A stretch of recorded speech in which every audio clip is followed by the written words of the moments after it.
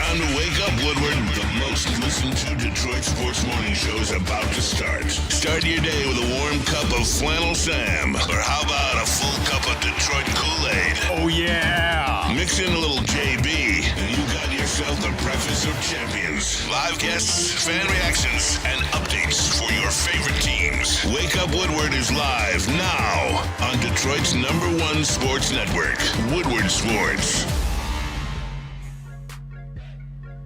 Yo, I'm fired up, man. Oh, I'm my fired God. all the way up. My man JB Smooth. I love it, man. I love it. Let me know, Tap family, if you guys are gonna have that a warm cup of flannel Sam or a tall glass of Kool-Aid with a little bit of JB Smooth mixed in. I was like, yo, shout out to the new show intro.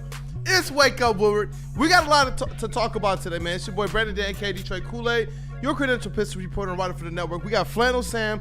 Yes, still in a Riley Green jersey. You talk about dedication. This is a man that we've seen pay up for his bets. And hopefully we got some more on the way this Lions season. But you know what? Wake Up Woodward. Go on ahead, smash that like button because you guys are the most important part of the Woo crew. And Flannel Sam, you want to tell them what we got on the menu today? Absolutely. I got my Cobra Kai shirt on. I think you guys know what we're going to touch on for the first part of the show. And it could be a while because I got some things I got to say. However, we'll get to the Detroit sports eventually. We had Brad Holmes. He was on a podcast with former NFL player Chris Long. He had some interesting comments about the edge rushing room. He was asked about Zadarius Smith. And also, we know the Tigers didn't have the best weekend. They lost 2 of 3 from the Cincinnati Reds, but we're going to talk about what they can do to get right against the lowly Pittsburgh Pirates. But nice game from Tyrese Haliburton last night, eh? It was amazing. Did you see what he You did? just had to bring it up. You know, Tyrese Haliburton, not many turnovers in the clutch. You know what? Shout out to him. He did his thing. He did pretty much what I'm accustomed to seeing him do for the Pacers. And here's the thing. Believe it or not, and people who watch for a while might remember this, Kool-Aid, you might remember this, throughout the regular season, even throughout the first round, maybe 2, I didn't vehemently despise Tyrese Haliburton. Oh, I did. I know you did. No. You hated him way more than I did. But now I hate him more than probably anybody hates Tyrese Haliburton. Except Tim Hardaway Sr. You know what? I hate him more. Oh, snap. Than Tim Hardaway Sr. Yes, I do. Wow. And here's the problem. Before we break down the game and his plethora of missteps this playoffs, which have completely gotten washed away from history, the problem is that I had to hear all of the time people talk about how he's a superstar, how he's having a legendary playoff run, how some people even said he's top 5. I don't know if you've got that tweet from Jason Timpf, if you want to put that up, Mr. JB Smooth. You got that one? Oh, yep. These are smart basketball minds. Jason Timpf. And this was a few days ago. I was debating with, it doesn't matter, this morning, you have to have Jokic, SGA, Luka, Giannis over Haliburton, but it starts to become a debate at 5. Haliburton-led offenses keep beating great teams in the playoffs. It's becoming undeniable. This is the type of garbage and malarkey that I've had to hear about, that Tyrese Haliburton is arguably a top 5 player in the NBA. Just absolute nonsense, absolute junk, and I had to hear even more stuff. Do you got the one from Mr. Jim Rome, JB Smooth? Oh, yeah, of course. This is the type of stuff that I kept hearing again and again and again. A legend in his own right. Huh? I'll say it again. Tyrese Haliburton being voted by his peers as the most overrated player in the league is the worst take in the history of the league. The worst take in the history of the league? Really? You know what? He's been overrated. He was overrated in the regular season. Mr. I didn't make an all-star team. He was overrated at the beginning of the playoffs, and now he's more overrated than he's ever been right now. I'm sick of that man. And I get it, the series isn't over. The series is not over. The Indiana Pacers have a chance, Game 6 at home, and then Game 7, anything can happen. But I'll tell you what, and this goes to Tyrese Haliburton's season this year. This is going to sound a little morbid, but just remember, I'm not advocating for anything more than the Pacers and Tyrese Haliburton being eliminated this year. I want the Oklahoma City Thunder to terminate him with extreme prejudice. Shout out Apocalypse Now. Strike hard, strike fast, no mercy. get this man out of my life and off my TV and back to obscurity to where he will never make a finals again. Off my And TV. you guys already know how I feel about this. I see Chuck Brew in the chat. He's like, I hated Tyrese Haliburton from the start. That's me too, from the start. There was just too much noise. And I remember going back to that draft, and a lot of people talk about, man, we passed on him. I feel like people miss a lot of the narrative where he was angling to not be in Detroit. He was angling to go to a place, into a situation in which he thought he could then ultimately control his destination. Because when you're getting picked amongst the top, in the lottery, you're not necessarily going to a desirable situation, or as Neil would say, a desirous situation. But from that point forward, and I get it, there are different eras. The Pistons didn't give people of these last few generations, last few decades, much to really latch on to, so that you could actually hate the other team. So if you're a basketball fan, you had to be able to cheer for some of these other teams as well, and I get that. But for me, it just ran so deep from 04 and before that when I do see Haliburton, especially now mixed with the Indiana Pacers logo across his chest, it's just that much more hate and fire for me. And then when you look at the Eastern Conference, we've talked about this, going back to last season, going back to the season that just ended, we said this about 20 games in. I said, I always look for the dysfunctional teams, and I knocked them. I don't care what the preseason expectations said. Philly was one of those teams that we talked about, nope, get them out of here. Orlando, it'll be about injuries. And what do we see? All these teams started to get knocked off. For me personally, sometimes I think that there are some blows that can really send you reeling, and I believe all of this energy getting here to this point, not that the Pacers are going to be bad, but that I do believe that this could be a blow to them if they don't win this finals. I want the Pistons to have everything possible working in their favor in this Eastern Conference, because this is the most wide open it's been for them in a very long time. I don't know the last time that it's matched up to where they're trending upward as a top 4 playoff team and the rest of the East is pretty much trending down, except for you got those Pacers that are sitting right there. And I want to see them get popped in the face and I have to wear this one. And I'm sorry, Freddie Felt. And no, Freddie Felt I actually feel bad for. I feel bad for Pacer fans. I feel bad for the city of Indianapolis, because the Pacers in a vacuum. I don't hate Pascal Siakam. I don't hate Miles Turner. I don't hate Andrew Nembhard. I don't hate I wanted all those players. Aaron Nesmith. It's just the media creation and the just infatuation with Tyrese Haliburton has become so overblown that I have gotten to the point where I hate him more than probably any other athlete on the planet. Because I was the one, even when it was unpopular, even when he was hitting game-winning shots, that would come here the next day and be like, hey, guys, there's a lot of context involving that. There's Aaron Nesmith going 5 for 5 from 3. There's the Pacers going 6 of 10 from 3 in the fourth quarter in Game 1 of the finals with Tyrese Haliburton making 0 of them and assisting on 1. There's the Gary Trent disaster class in Game 5 where he turned the ball over twice. There's the Donovan Mitchell offensive foul. There was a lot that happened that had nothing to do with Tyrese Haliburton that put him in those positions to have the chance to make those game-winning shots, and he made them. Credit to him for that. What this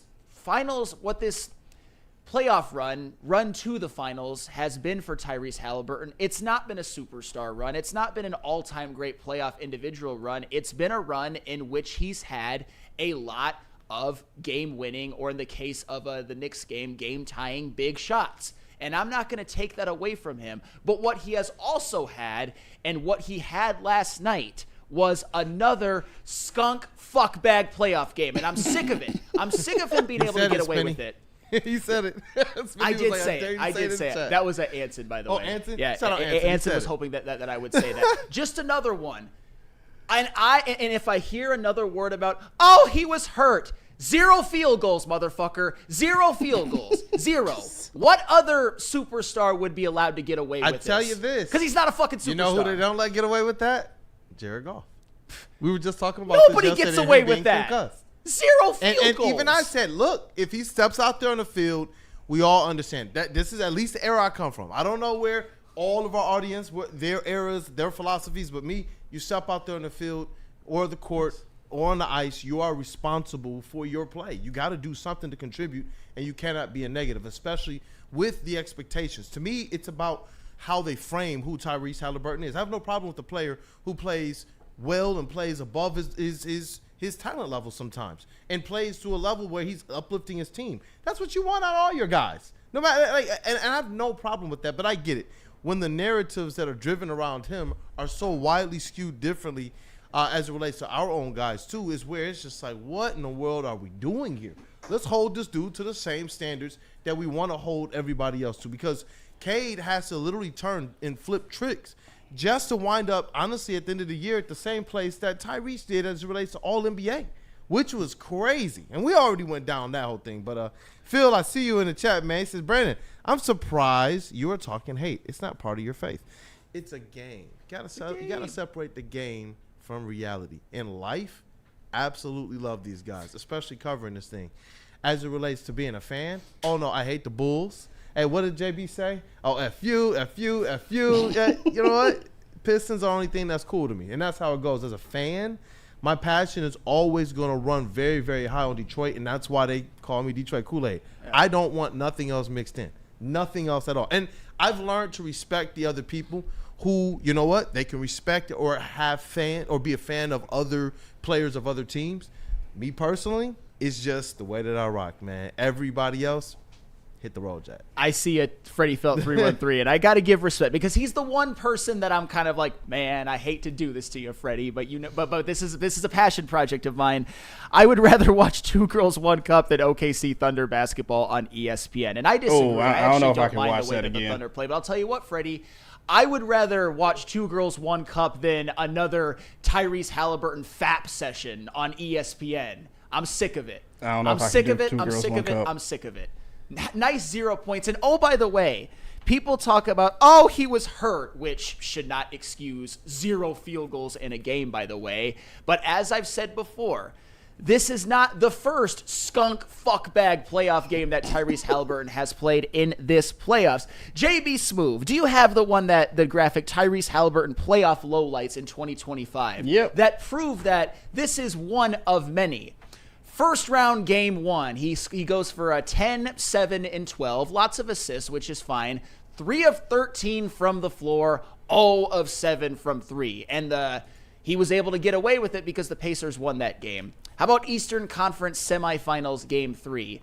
4 points, 0 rebounds, 5 assists on 2 of 8 from the floor and 0 of 1 from 3. They actually lost that game. He didn't get away with it. He got away with it again in Eastern Conference semifinals game 4, in which he put up 11, 5, and 5 on 3 of 8 from the floor and 1 of 5 from 3. Eastern Conference finals game 2. He goes for 14, 8, and 11. Again, lots of assists. That's great. 5 of 16 from the floor and 3 of 10 from 3. And oh, by the way, Pascal Siakam scored 39. Eastern Conference Finals Game 5. He goes for 8, 2, and 6 on 2 of 7 from the floor and 0 of 2 from behind the arc. And then, of course, last night with his magnum opus of shit, 4, 7, and 6 on 0 of 6 from the floor and 0 of 4 from 3. This is not superstar shit. Can you imagine if Cade did that? He would be getting raked across the coals by our own fan base. Cade, and it's so crazy because when you look at his playoff stats for Cade, you're like, all right, that's a pretty good first playoff run. And it was so good to me, including the regular season he just had, that this is so crazy, right? So we sit in our little great state of pure Michigan, and we hear a lot of things from our fan base, right? And one of the things that I hear most consistently about Cade is turnovers. That's the crazy part. When I got out to All-Star Weekend, amongst other media, amongst other people covering this, and Cade in that, everybody was championing and celebrating him there. That was the crazy part to me. I'm like, why can't this just happen back home? It's not as if they talk about him as if he's perfect, but it was just people who understood, who cover other teams, who are covering other players, and who are looking at this thing probably from a more fair approach than we are. They're looking at Cade and they're saying, this guy's one of your future faces of the league, period. And that, to me, it was different, too, because you can tell, yes, there's a bunch of all-stars here, but Cade was a little bit different than some of the others. You could tell, and that's when we did the exercise before. Which one of these all-stars are you trading Cade for? I know nobody in Detroit is trading Cade for Tyler Hero. And that's the thing. Yeah. It's like when you see these types of stats, could you just imagine? And that's where with Cade, I'm glad that he's only elevated his level of play every single year, proving that type of noise from the vocal minority, I will step out on a ledge and say that it's the vocal minority that's out there doing this stuff, because LCA was rocking. People were rocking this year. So I believe that this type of stuff, it drums Cade up. You know, when the ringer came out, okay, finally he's top 15 player, but you got Tyrese like 7 spots ahead of him. I do believe that this type of stuff. Oh, you didn't see that? Oh, I did see it, Yeah. but it's such bullshit. Yeah. Bro. This is It's gonna keep happening though, and it is. He has. This is where my passion comes from as it relates to they must do something, and we're gonna talk about this more with Rod tomorrow For sure. He's supposed to be on. They got to strike, man. You see it. Orlando just did it. First, Yeah. I had just a few options I could talk about who did this. When you talk about the Raptors going and getting somebody, you look at Tyrese Haliburton and the Pacers went and got Pascal Siakam. You look at the Rockets and they went out there and got a couple players for them, Fred VanVleet and Dylan Brooks. And now you look at Orlando going out and getting Desmond Bane. I believe it is now time for the Detroit Pistons to do something similar for their young star, who is now stepping into $40 million a year. This is no longer rookie contract money.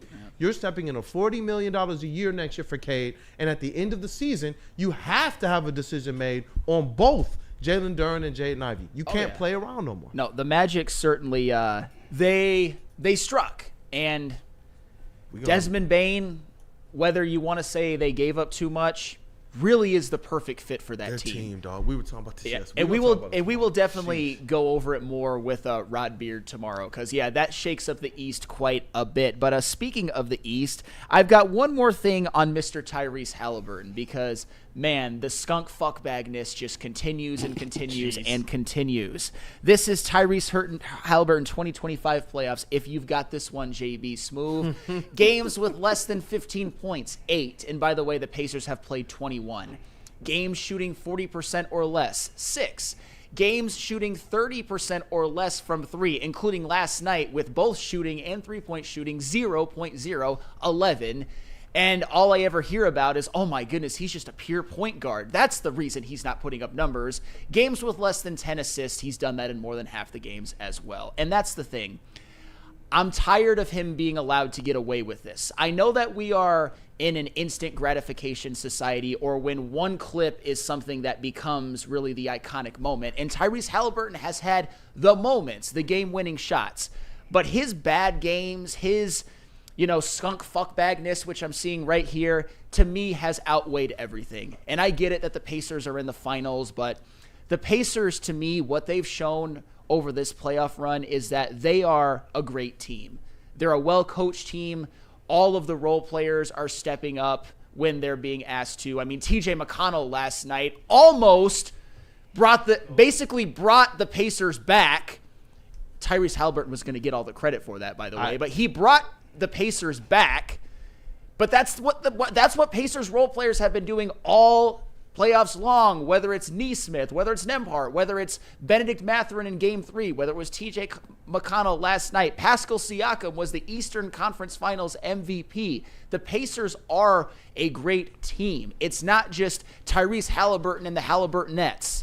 But listening to a lot of the media and the way that they cover the Pacers when it's convenient to slob and fap over Tyrese Haliburton, that's what you think that it would be. Flannel I'm versus sick of Alley it. Bros, man. Who knew? Like, who had that on their Yes. bingo card for this year? But one more thing Bottoms here. up. I actually agree with Chuck Brewer here. He says, at Woodward Pistons, that's me in the chat. If y'all see, that is Detroit Kool-Aid. He says, Indy wins this series in 5 if Cade is there starting over Hallie. I don't know if I'm ready to I don't go know if there it's yet. in 5, but I think that they have a better chance of winning in a series with Cade over Hallie. I will say they have a better chance of winning, but I actually, and we're going to talk about it a bit in the next segment. And you know what makes Yeah. Pacers fans mad? They up? know that too. They do. And like I said, I don't think that they win in 5 with Cade, because I actually have a ton of respect for this Thunder team, and we're going to get into that in the next segment. But they would be better because Tyrese Haliburton, and let me just say this, he's a good player. He's not a bum. He's not trash, but he's absolutely probably the most overrated. He's having the most overrated playoff run I've ever seen in my entire life. He's become a media creation. He's a good player, not a superstar. And you know what? Not a star. Ooh, Not a even star. Not a star. He is a really, really good player. Not a star. That's Really good crazy. player. flannel spicy this I morning. mean, I'm Jalen thinking Williams about it. is better than Tyrese Haliburton. I was just out thinking like J-Dubs dropped a 40 biscuit. That's Anson's guy right there. He's been on the aspect of Jalen Williams being a star for a while. And when you start to think about it, I'm sitting here like, yeah, this was one where it's been up and down. And because of the Pacers' success and because of Haliburton's consistency, I was like, you know what? Maybe there is a nod to give to him. But when you look at the overall volume and usage and such, it is absolutely crazy, man. I want to see him be able to make an all-star game or two, in a row before I'm able to call him a star. But he's putting up just good numbers. Like one of those guys who I believe is always going to be considered good, but not necessarily making all-star games. That's just how I view him. It just happened this past season, and they were at a higher seed than the Pistons. You would have thought that Haliburton and Siakam would have gotten in if the notion or the narrative was that he was a star. But when the rest of the league got a chance, because how did K get in? We already know that he got more fan votes, but just found himself just on the outside. I don't know how much longer that's going to be a thing. Over 750,000 fan votes is crazy. So then how did he get in? The coaches, they voted him in over Tyrese Haliburton. That should tell you something. But there's a lot of people who they just don't care about that. And it's crazy when you look at Cade Cunningham's stats just overall. When I'm looking at Haliburton, I'm like, all right, cool, decent. But when you look at Cade, the overall volume of 26, 9, and 6 on 47% field goal shooting, even better effective and true shooting, that's why I'm just like, what are people talking about? 6, 7. We see Cade. When Cade and OKC, when they match up, do you see who guards him? Lou Dort. And then they hedge. Then they hedge. They should. Yeah, He should. Yeah, that's what I'm saying. Then they hedge a couple players, and then when it gets into crunch time, you know what you see? You see Cade being able to actually defend Lou Dort and SGA on the other end. That's what I'm saying. Like, and it's like, I wish that sometimes these conversations, even on the national media, when they talk about this stuff, or when these people like The Ringer, when they rank these things, I wish it was more in the situation or more in the light of these types of contexts. But this is where I continue to accept this notion, even if I don't want to. The only way this narrative is going to change is if the Pistons continue to win, and they have to find a way to win big. Right now, the Pacers are sitting in the finals. Yeah. And so it's like, no matter what I want to say about Mr. Haliburton, he's sitting in a position that we all know we want our guy in. But it is interesting, man, when you just kind of look at the playoff stats. Cade's first postseason run of 25, 8, and 8, he got to shoot way, way better, obviously, from the outside and just overall. But the 25, 8, and 8, with all the attention on him, I'm telling you this right now. Watch out rest of the league, because he's figuring stuff out. This is how we've seen him do. And that to me is where these noises and all this stuff about Tyrese, trust me, I probably have a completely different energy if we weren't sitting here with a player in Cade who I know this next season and beyond is about to be absolutely insane. I think he's going to cement himself as one of the faces of this league. And I'm seeing other people out there now in national media calling Cade Cunningham a superstar, while us and the chat family are going back and forth over if Tyrese Haliburton is a star. And that's what I told you. When I kind of take the Detroit and the Michigan headphones off, national media now is telling me that Cade is a top 20, top 15 player and a superstar, a transcending towards or stepping towards superstar. That's what people are believing. And that's where I'm glad to see it changing. But again, Trajan Langdon, y'all got to cook up this season, this offseason. You do, but one of the things about Cade Cunningham, and I'm going to continue to hammer this home because there are people in this chat, shout out Just a Fan, by the way, don't miss you at all, who have mental breakdowns when I just mention stats. Final Sam mentioned stats. It's not about stats. It's about winning. It's about impact on the game. Really? Because I'll tell you what, in order to be a superstar, in my opinion, and for the record, if you say that, my view of Cade Cunningham is that if I'm doing my club superstar, shout out Nick Wright, I might put him as like the first name out for now, but with the thought that, but way above Tyrese Haliburton. This stuff, dog. I see you, Big Con 51. I don't care if Cade is a superstar if he isn't playing in the finals. Who the F cares if he is a star or a superstar? Where's our superstar? In Cancun. Winning matters. Teams matter. Teams matter. Teams. Cade, he just said teams matter. What? Bro, this is the whole aspect of the narrative. This is the whole exercise. And by the way, he's been in Texas running camps. His Detroit All-Stars, Texas All-Stars, the C2 All-Stars, they've been winning games. So shout out to Cade Cunningham, giving back to multiple age groups back home. That's what Cade's been spending his time doing, getting better and giving back. That is our star. And for me, it does matter. This whole notion of I don't care if he's a superstar, if he's sitting in Cancun. This is what people do in this first postseason run. It's ridiculous. That's what I'm saying. And one of the best postseason runs we've seen from a Pistons player win. You don't even have a run this good from anyone on the 2004 Pistons. Richard Hamilton didn't even, I believe he averaged, 23, 24 points a game? That's what I'm saying. When you talk about just the sheer magnitude in his first one, think about how much we glazed Tayshaun Prince's first playoff run.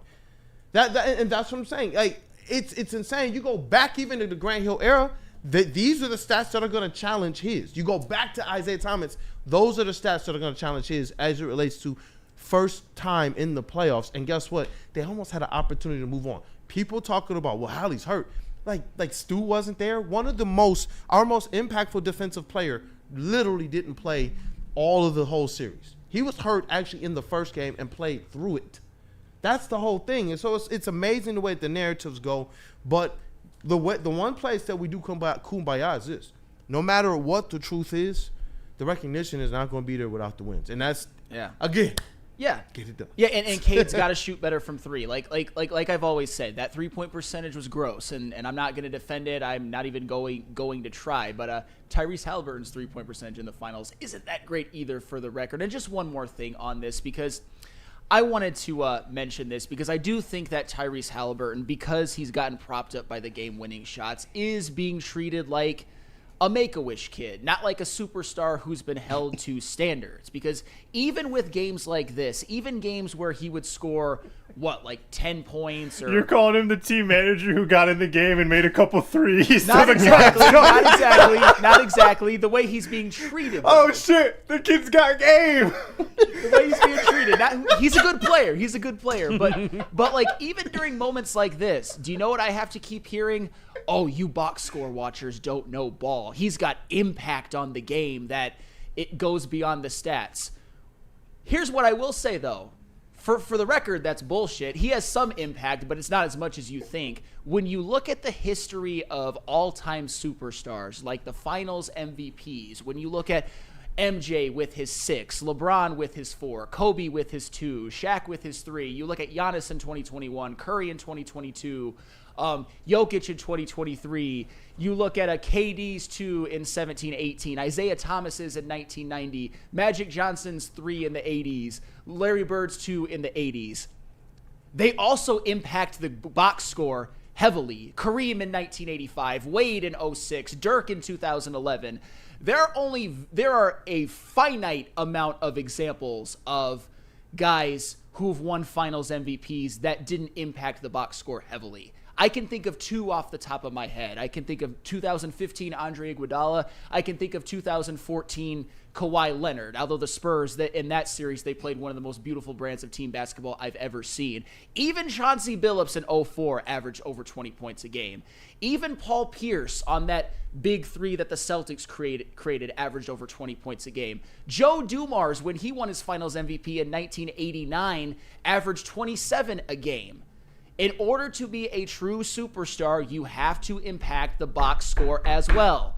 If you're one of those impact on the game guys that isn't calculated by the box score, then you know what you are? You're a role player. You know what you are, Tyrese Haliburton? You're a glorified Robert Horry.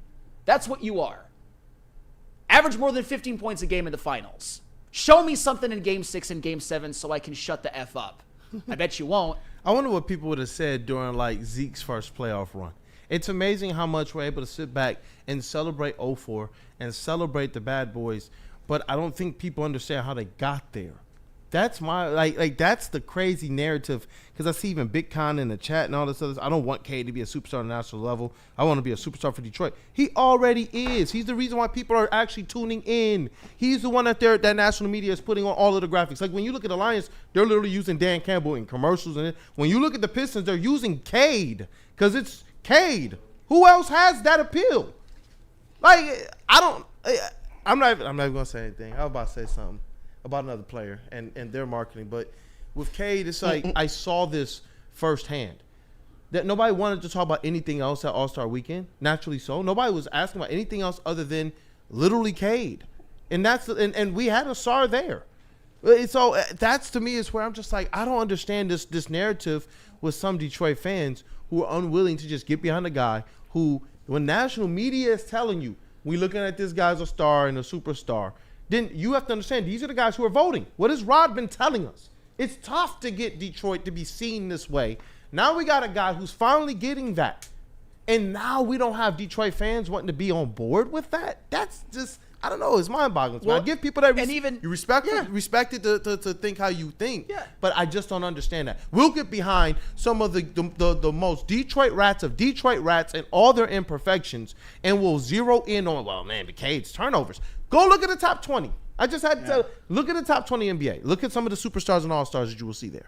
I mean, Luka Doncic has led the NBA in turnovers before, and nobody says shit. And I know, right? Only Cade, by the way. It only happens to Cade Cunningham. DNCENT.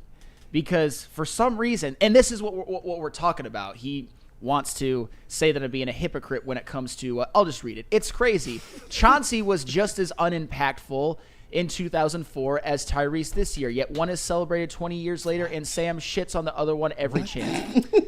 DNCENT. What? Would you like a quick history lesson? What? In the 2004 NBA Finals, Chauncey Billups actually did something Tyrese Haliburton is not doing, average 20 points a game. He averaged 21. Do you know what his shooting splits are, motherfucker? When scoring wasn't as high? 51, 47, 93. Tyrese Haliburton is shooting under 30% from three in the finals. Under 30% from three in the finals. Shut up. And stop looking to prop up another guy over our guy.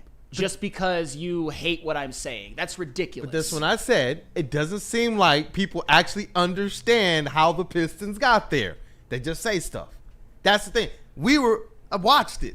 We saw Chauncey literally go to another level. They were throwing traps and doubles at this guy. It didn't matter. Gary Payton was no longer the glove. It did not fit. I promise you that. Not in that series. And Kobe Bryant could do nothing with Chauncey. It sounds insane. But I watched it with my own eyes. They couldn't. The Lakers could not stop Chauncey Billups. That was the crazy thing. And he could have had more, but it was so much working. You want to talk about gravity in that series? He had the Lakers like scared. Everywhere he moved, they were moving. And it was just assist. They couldn't do nothing with Rip, who's the Pistons' all-time leading playoff scorer. So, golly, man. Sometimes I do wish the people who didn't get the opportunity to really see those things happen, I wish they got an opportunity. Yeah. But I see you over there, intern Ryan. What up, though? Yeah, you look raring to go, man. I'm wondering which side of the fence you're going to be on here. Because sometimes it's truth, sometimes it's troll with you. What up, though? Oh, I'm not trolling today, even though TJ McConnell's the GOAT. I love that guy after yesterday. But Pass. What I was talking about, or what I was thinking of, and when I was watching the game yesterday was, first off, Doris Burke had a stat where Haliburton was 0 for 9 from 3, like from the Friday game, from game 4, and then this was like midway through the third quarter. But my other thing that just watching, as Flannel was saying, the impact on the game. If you are a superstar, why are you catching the ball 5 feet off the three-point line and then just passing the ball off to someone on the wing? You are not taking the ball and you're not setting the screen. Because he's not taking the pressure and the responsibility. But that's Cade chooses to take the risk, and then people want to just flay him for a turnover or two more, which has no. Do you understand how little effect 1 or 2 more turnovers a game have? That's the thing I'm talking about. Cade's actually saying, yo, I'm putting my kahunas out there. Like, Dan Campbell's not perfect on 4th downs.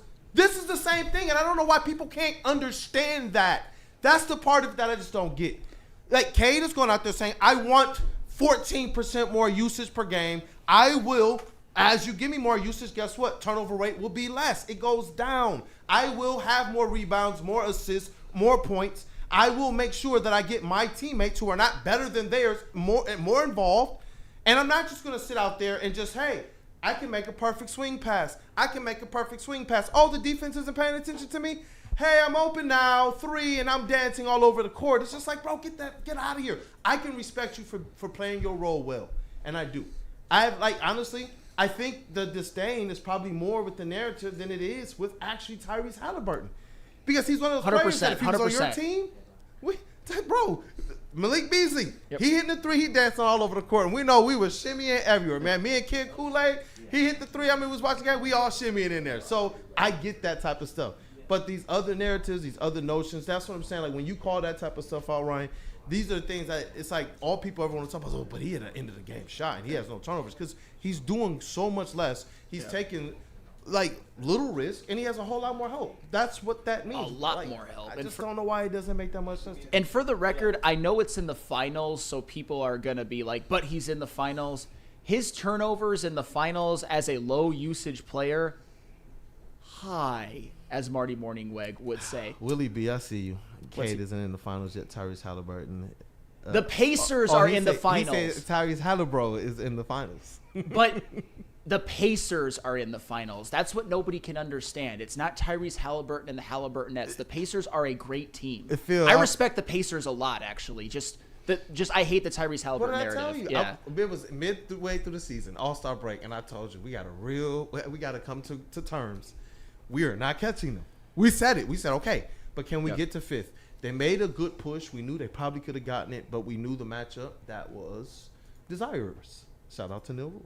Yeah, desirable. And for the record, the Pistons, obviously they lost to the Knicks, but they didn't want Pacer problems. They would have probably lost the Pacers too, which is fine. But I think Cade would have individually outplayed Hallie, but that's neither here nor there. I hold to wear my passion. And no sports is about anger, seriously, but to wear our passion, to make sure that you guys know that this stuff actually does matter to us, even when it don't matter to y'all. That, to me, is what we're going to represent. And to talk hoops, talk Pistons with all my passion, especially with the perspective we have right now while our Pistons are just starting to take off.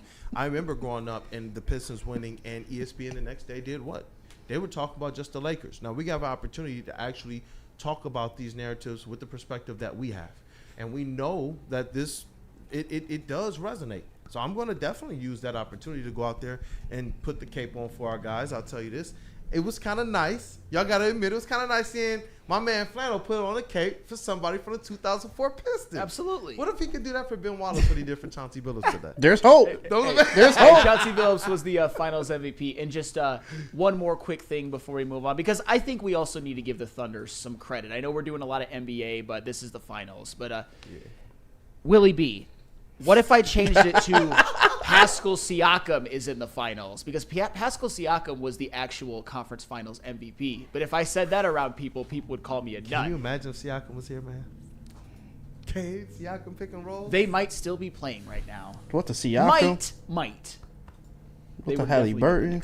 Shout out that dude, Justin. What the Obi Toppin? Shout out Pascal Siakam. The best the best player on the Pacers. What the TJ McConnell? Tyrese Haliburton is a very fine Robin. I saw Pascal Siakam in All-Star Weekend. Shut up, Pascal Siakam. Because he was there. He was there. Who wasn't there? Tyrese. Overrated. Oh, so overrated. Anybody, Jim Rome, that's going to age as the worst tweet of all time. He's so overrated. He's Wouldn't more it be overrated nice now if than Cade ever. had an All-Star teammate like Tyrese does? Yeah. It would be nice. Hey, you know what? Let's double up here. Do we need double or triple? It might need to quad up on this one. So let's do Buddy's, Planet Fitness, merch, and Feldman. That's right. Buddy's Pizza has been serving the original Detroit-style pizza since 1946. And 79 years later, they have 22 locations in this great state of pure Michigan, which needs to support Cade Cunningham. And fans can still visit where it all began on the corner of 6 Mile and Conant. Sign up for Buddy's Rewards to earn points on every purchase and receive exclusive promotions. Download the Buddy's Pizza mobile app and start earning today. Add some Detroit style to your next meal and save 10% off your entire order using the promo code 10MIL. That is the number 10MEAL, Buddy'sPizza.com. And Planet Fitness. Planet Fitness. Shout out Booner in the chat, by the way. I'm doing a little bit of a chirping back and forth, but it's all love. Boom. It's fitness that fits your budget. No matter where you are, there's a Planet Fitness close by. There are more than 50 in Metro Detroit and thousands more throughout the world. At Planet Fitness, you'll experience a squeaky clean gym that has tons of equipment, fairly knowledgeable staff, and a totally judgment-free atmosphere. Did you know that all Planet Fitness memberships include fitness training for no extra cost? Want all the perks? Upgrade to the PF Black Card and enjoy use of amenities such as unlimited use of the Black Card Spa featuring hydro massage, massage chairs, and total body enhancement, and more, along with access to over 2,500 locations worldwide and unlimited guest privileges. For more information or to join today, visit your local Planet Fitness or planetfitness.com. And you can always rock some Woodward Sports merch over at Planet Fitness as well too. All you got to do is head over to woodwardsports.com. Shout out Kool-Aid. Click on that shop tab. We got new designs for you, dropping every single week. But we got the Woodward Tigers here right now that you should be rocking at Comerica Park. And you can't forget about the LFG Red Wings t-shirts and hoodies still available for you right now as well too. All you got to do is head over to woodwardsports.com and click on that shop tab. And you can also wear Woodward Sports gear at Feldman, right, Chase? Yeah, wrapping up around the horn. Feldman Chevrolet is Michigan's #1 Chevy dealer with locations in 5 different areas across Michigan. Novi, Highland, New Hudson, Livonia, and Lansing. This month's specials include a 2025 Chevy Silverado 1500 crew cab lease for $149 per month, or hop into 2026 Chevy Equinox LT lease for $209 per month. You know how some things are so good they should be world famous, but they're not? Our house-made vinaigrette is one of those things. And the antipasta salad, we drizzle it over. Same with our hand-battered chicken tenders. Original recipe soups and pasta sauces. It's almost as if our original, world-famous Detroit-style pizza is mocking them. And that's not very nice.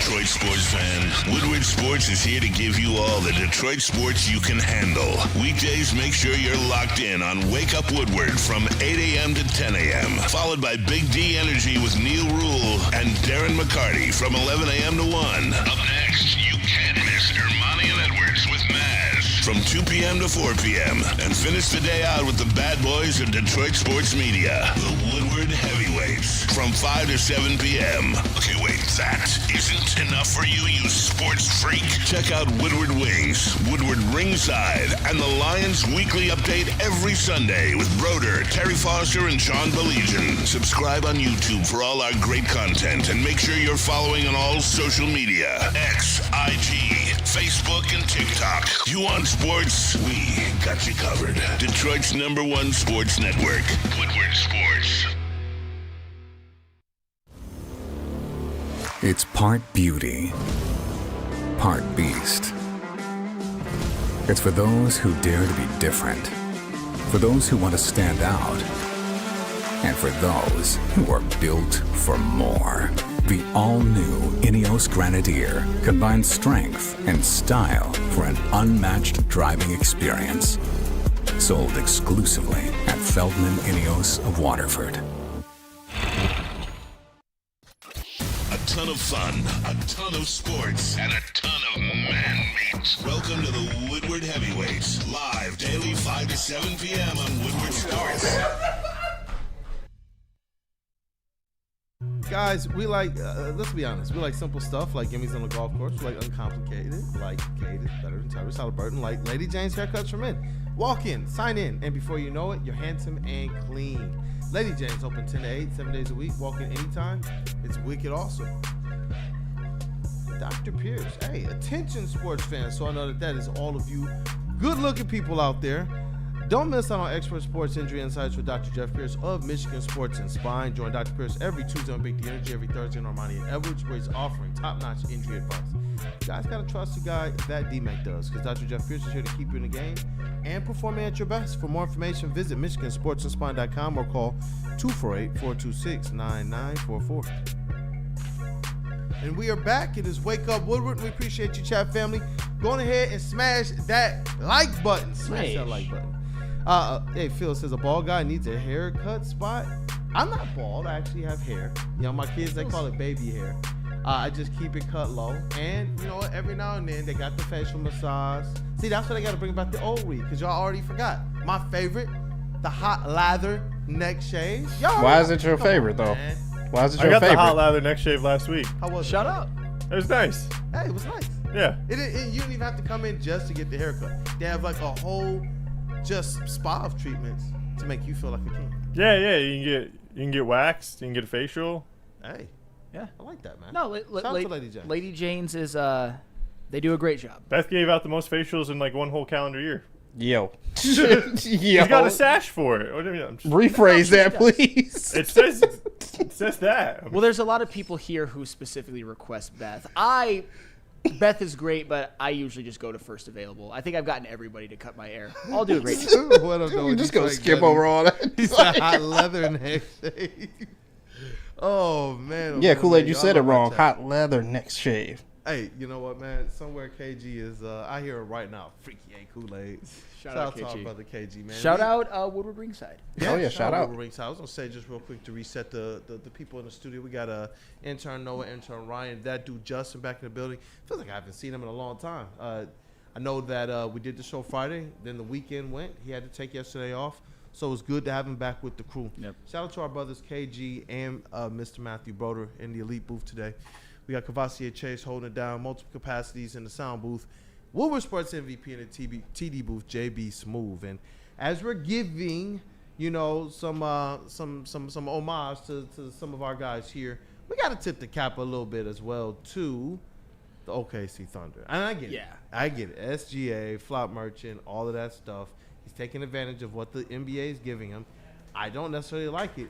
But the Thunder are a solid freaking team, bro. They're really, really good. Well, that's the thing. SGA, you can like him or you can't, but he's the MVP of the National Basketball Association. And if the Thunder are able to hold on, which I think they will, by the way, my prediction that the Pacers were going to win after Game 3 looks to be a little bit wrong, which I'm happy to be wrong, by the way.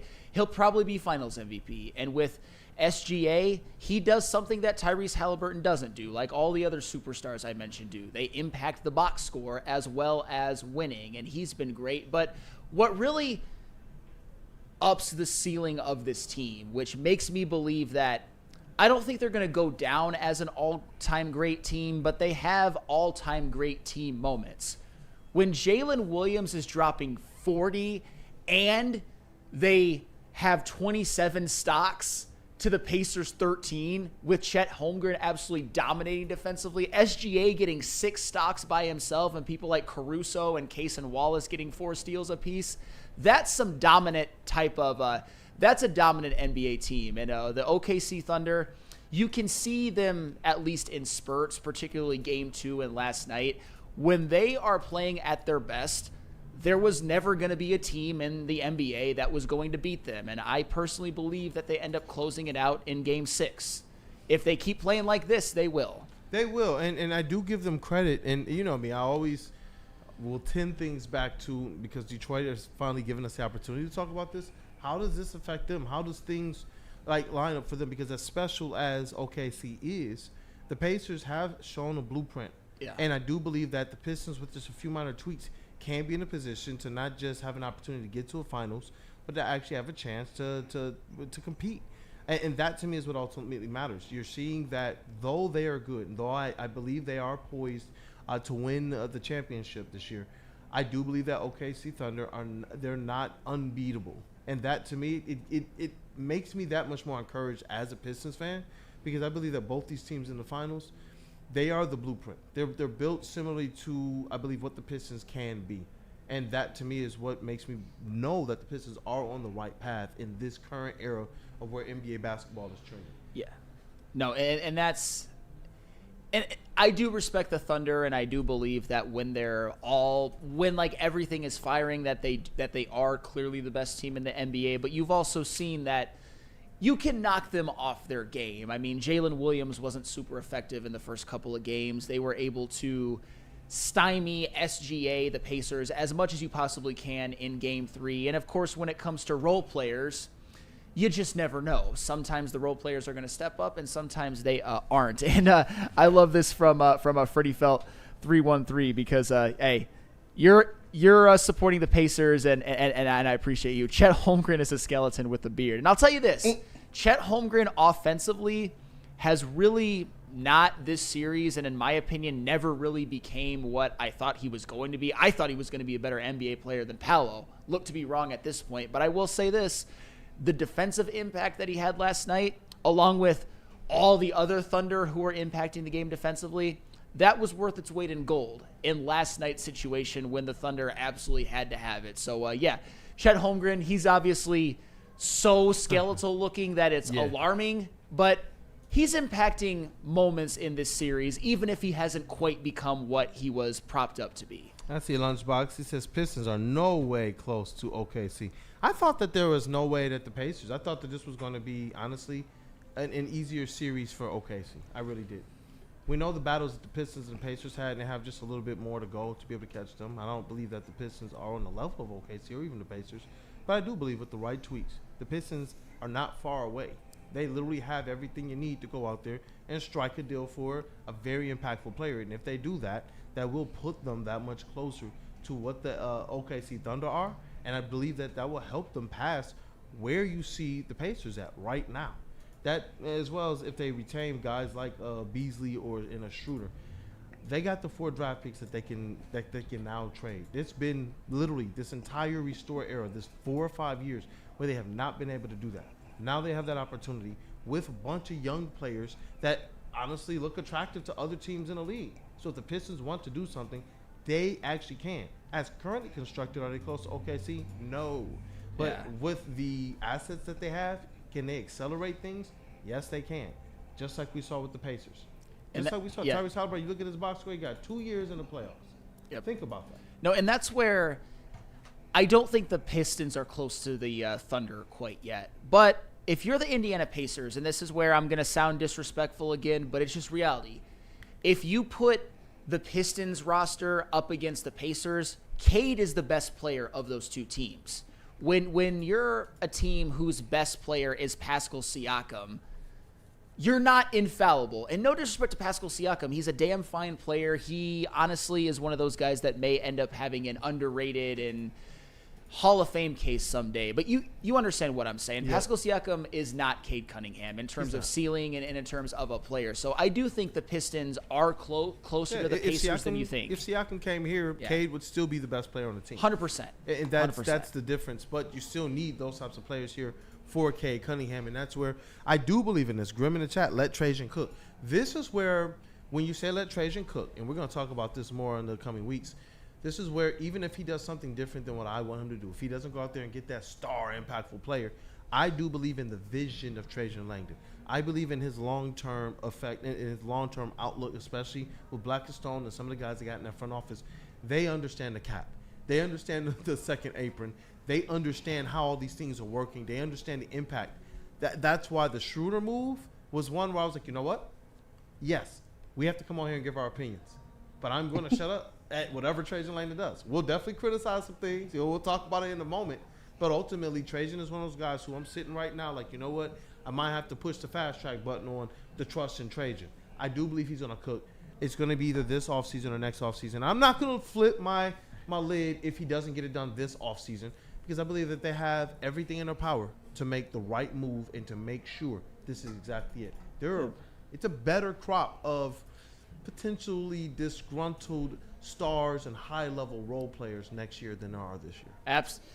Yes, 100%. And speaking of this, and by the way, shout out Booner again for being in the chat. You guys are doing a great job, by the way, as well.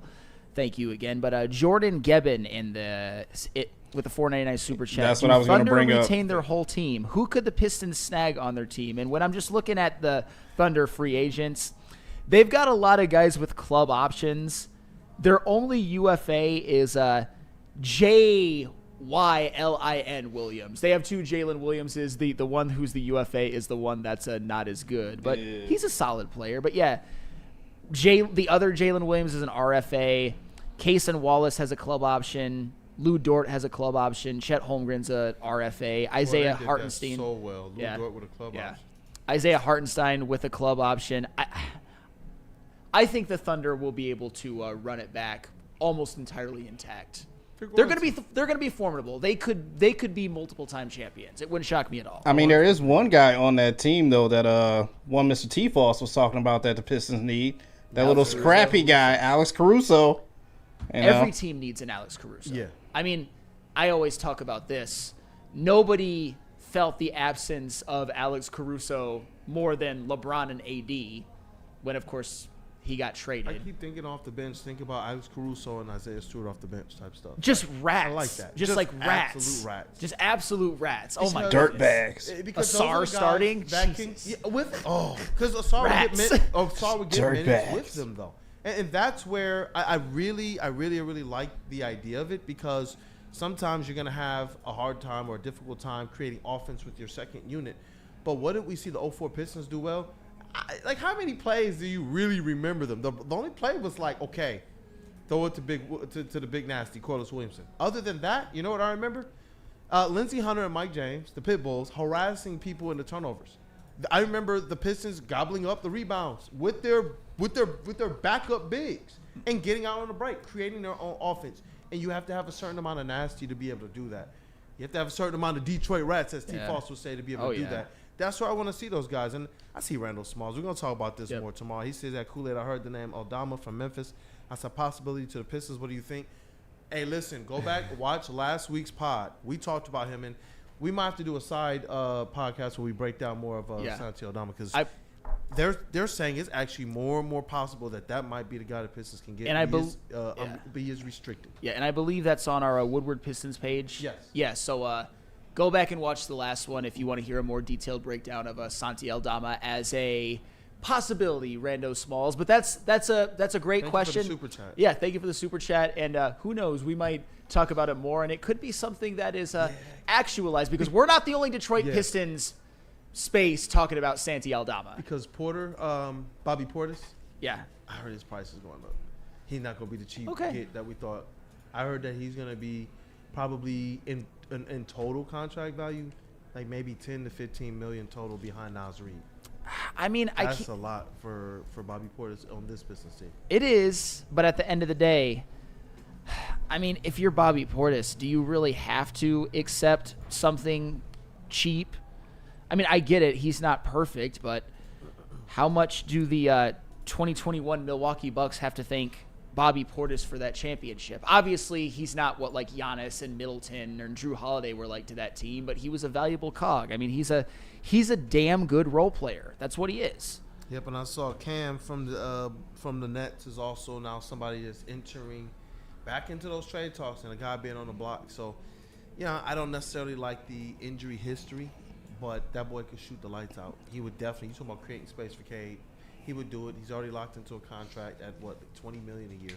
Yep. That actually wouldn't be a bad deal for the Pistons to look at. Yep, and DNCENT. What? Sam loves Alex Caruso, but the box score, guys. Alex Caruso is a known rat role player. Tyrese Haliburton is elevated like he's having a playoff run akin to 2023 Jokic. There's a difference.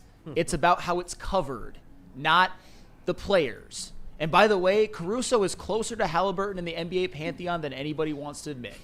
He's not there. He's not better than Haliburton, but he's closer than you think. Hey, let's rock, man. Let's rock. But, you know what? Shout out to the Thunder. I believe, like I said, both of these teams, the Thunder and the Pacers, have set the blueprint. Yeah. The one thing that's been tough is seeing the Pacers have this success, but the one thing that's been easy to do is to be able to call it out and say, you know what, they're doing it the right way. Yeah. We said it before the playoffs started. The Pacers actually built for the playoffs, for the postseason. When we looked at how things were going, we saw the Pistons were battling, and we saw the Pacers were battling early on. It was like, yeah, that's it. Cam Johnson, DNCENT. Cam Johnson is the one that they're talking about putting back out on the trade block. But that's where I say I am excited, because I believe that there are different levels. When I look at these teams, you look at the OKC Thunder, who we believe can be running things championship-wise for the foreseeable future. Then you look at the Pacers, who they're still ahead of the Pistons. We have to admit 100%, that. yeah. But then you look at the Knicks, who we thought were ahead of the Pistons, and though they beat us, we can tell they might be right there. This was one where they were just blow, blow, blow. Somebody was going to get knocked out. Everybody was wobbling knees at that point in time. So, you know, I look at the Pistons now as a team that is, you have to have that target on the back of the Pacers, who represented the East in the finals this year. Some of these other squads, like the Celtics, they're going to go through some dysfunction. Even if the Bucks get Giannis back, we saw that there was a path for the Pistons to pass them, but they started resting players towards the end of the season, managing their positioning. And I understand their matchups. That's just smart business. Yep, and Dame Lillard's not going to play next year. Exactly. Jason Tatum's not going to play next year. The East is wide open. And to bring it back, the Magic, they knew that. They struck. The Pistons, we'll see if they end up striking. And Some interesting. what up, though, with Detroit Gunny? TLB or TTB, please and thank you. Your wish is my command. We're going to TLB when we come back because tell what that is? That's Talk Lions, bitch. And Brad Holmes did a interview on a podcast with Chris Long talking about the edge rushing room, and he was asked about Zadarius Smith. We're going to go over that. And then if we have time, we will preview the Tigers series against the Pirates because the Tigers losing a series to the Reds in a vacuum isn't the worst thing in the world, but we'd like to see them get back on track and at least win the series against the Pirates. So we're going to break it down. Definitely. I see what up, though, with Detroit Gunny says Kool-Aid. That Tigers had us crispy. Look, award for the mojo. Let's get things kicked back off right. Yeah. Let's go Tigers, man. Let's go Tigers. Shout out Tigers. Shout out Tigers. Let's say what up, though, to some friends. And I believe Mad that Packs? is Mad Packs. Mad Packs and follow us. Chase here to talk to you about Mad Packs. Mad Packs is the hottest new cannabis brand, and they have partnered with Woodward Sports to launch their new products on May 30th. That was last month, if you didn't know. Available in select retailers near you, High Low is getting you high for the low and delivering top-tier quality at unbeatable prices. Boom, shakalaka. Boom, shakalaka. Boom, shakalaka. It's a live resin-infused tarantula. This one's the bomb. Blizzard packs THCA moon rocks that hit like a blizzard. Stay tuned with Woodward Sports Network for all of their latest updates.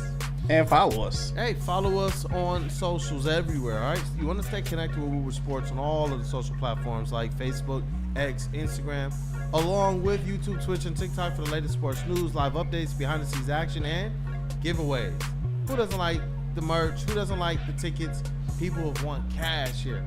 And you know what? We also post when we're having the watch party. So stay tapped in. Don't miss out. Hit that follow button now. And be a part of Detroit's #1 digital sports network at Woodward Sports everywhere. Bless you, Chase. Bless you, brother.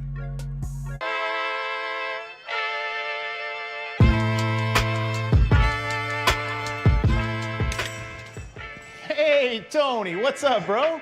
Same circus, different clowns. For sure. You want the usual, the big zip? You know me too well. I threw a little something extra in there for your ma. Oh, Hope man. she's doing all right. Ay, guy, sei un santo. Ah. You're a saint. All right, buddy, we'll see you next time, okay? Grazie. No one gives away more cash and prizes than Woodward Sports. You don't believe us? Here's our latest $10,000 winner. You know, you guys posted, hey, if you guess all this stuff right, we'll give it's $10,000. I'm like, okay, well, why the hell not? And the winning doesn't stop there. How about our Outkick Your Coverage winner? I think you won. We got Tully, everybody. This guy's got a hot girl. Bigger prizes, bigger giveaways, cash, merch, tickets, and more. All from the biggest sports network in Detroit. No one does it bigger and better than Woodward Sports. Make sure you're following, liking, subscribing on Instagram, Facebook, X, and YouTube for your chances to share in the winning. From Detroit's #1 sports network, Woodward Sports. Why do we fight? We fight to protect the innocent, to hold the powerful accountable, to bring the oppressors to justice. Why do we fight? We fight to secure and preserve our civil liberties, to get each and every one of our clients the justice they deserve, and to make the lives of real people just like you whole again. ThenFights.com. Head to WoodwardSports.com and click on Shop. Get the latest in Detroit sports apparel and exclusive Woodward Sports gear. WoodwardSports.com can get the whole team outfitted. Love the Pistons, Red Wings, and Tigers? We got something for you, too. Shop online at WoodwardSports.com.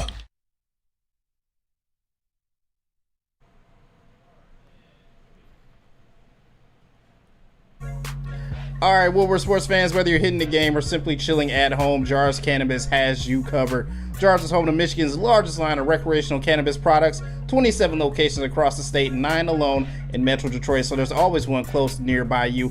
And don't fear, because if you live in Grand Rapids, Madison Heights, or Milan, Michigan, stores are popping up your way very, very soon. And if you don't have time to check out all their products in store, look them up online at jarscannabis.com and check out their Instagram at jars_life. Because you know what? I know you want to get high. Hey, you know what, man? In addition to getting high, I think people want to satisfy that like button too. I'm looking around the room. One day we're gonna have to get JB Smooth to do this. Oh, no. So one day, look, bro, we even got Flannel to do it. So one day One day, chat family, you guys gonna have to, push JB Smooth into doing the like button song. I'm looking at Cavassier Chase. You got me for the like button song today? I guess so. I wasn't really ready, but let's find man. Put him on the spot right now. Cavassier you know, Chase. honestly, well, like button, you get over here. You satisfy me. Yo. You know what I like. So you satisfy me. I'm tired of coming to you motherfucker. You put in the work this time. This goes both ways. That's the Cavassier Chase. You know what? They've been giving us a 68. It's like the 69, but I owe you one. You know, and I'm cashing in on that IOU. Yo. Shout out to Cavassier. That's worth a few likes, man. Shout out to Cavassier holding it down. And you know what? Brad Holmes. Trust in Brad Holmes. He's been saying some things over the years that get some fans like, huh, for real? And you know what? I'm wondering how people are going to feel about these comments that he had with former NFL player Chris Long. And for the record, this was actually taken from it's out there in many different forms, but this was on Easy, our very own Easy from the Woodward Hates Heavyweights' X page. So, and his caption to this, by the way, from Easy was, I'm not sure if Big Z is coming back, but we're going to talk about it, and we're going to have you guys listen as well as us, and we're going to interpret it in the way that we see fit. Hopefully you guys will too. Go ahead, JB Smooth. And I read something this morning about Big Z possibly coming back. I thought that was one of the most impactful signings of the year on any team. Yeah. Talk about pulling a rabbit out of your hat. I love his game, and it showed up in Detroit. So what's it look like out on the edge? Yeah, so, Aiden looks great, man. He's been out there in OTAs. Really didn't expect anything else. You never truly know because you don't have a crystal ball, but just knowing how that guy's wired and how he attacks things and how in tune he is with his body, it did not surprise me. I mean, he's out there. He looks explosive. He's changing direction. I mean, he looks really good, man. And then we brought back Marcus Davenport on a one-year deal. He was playing really good football for us before he unfortunately got hurt, man. And so hopefully he gets better luck on his side. And so, and he's been out there, and I would say he looks just as good, man. Like he has been, his body is feeling great. His body looks great, man, and he had a good summer as well in terms of the OTAs. And then we brought Al-Qadim Muhammad back that we signed last year, who logged some good snaps for us, played good football, plays hard. He's physical. He'll set edges, man. He plays with a lot of effort. And then we were able to draft Ahmed Hassanein from Boise in the 6th round. And he's just another guy. He's got some work to do from a developmental standpoint, just like they all do. But he's not some fish out of water, just raw, don't know what he's doing out there. I mean, when you look at his production, he had the most in terms of sacks and pressures combined the past 2 years. He had the most production out of all the edge rushers in that class, and just so happens that he plays with his hair on fire as well. So we feel good about where we're at that position.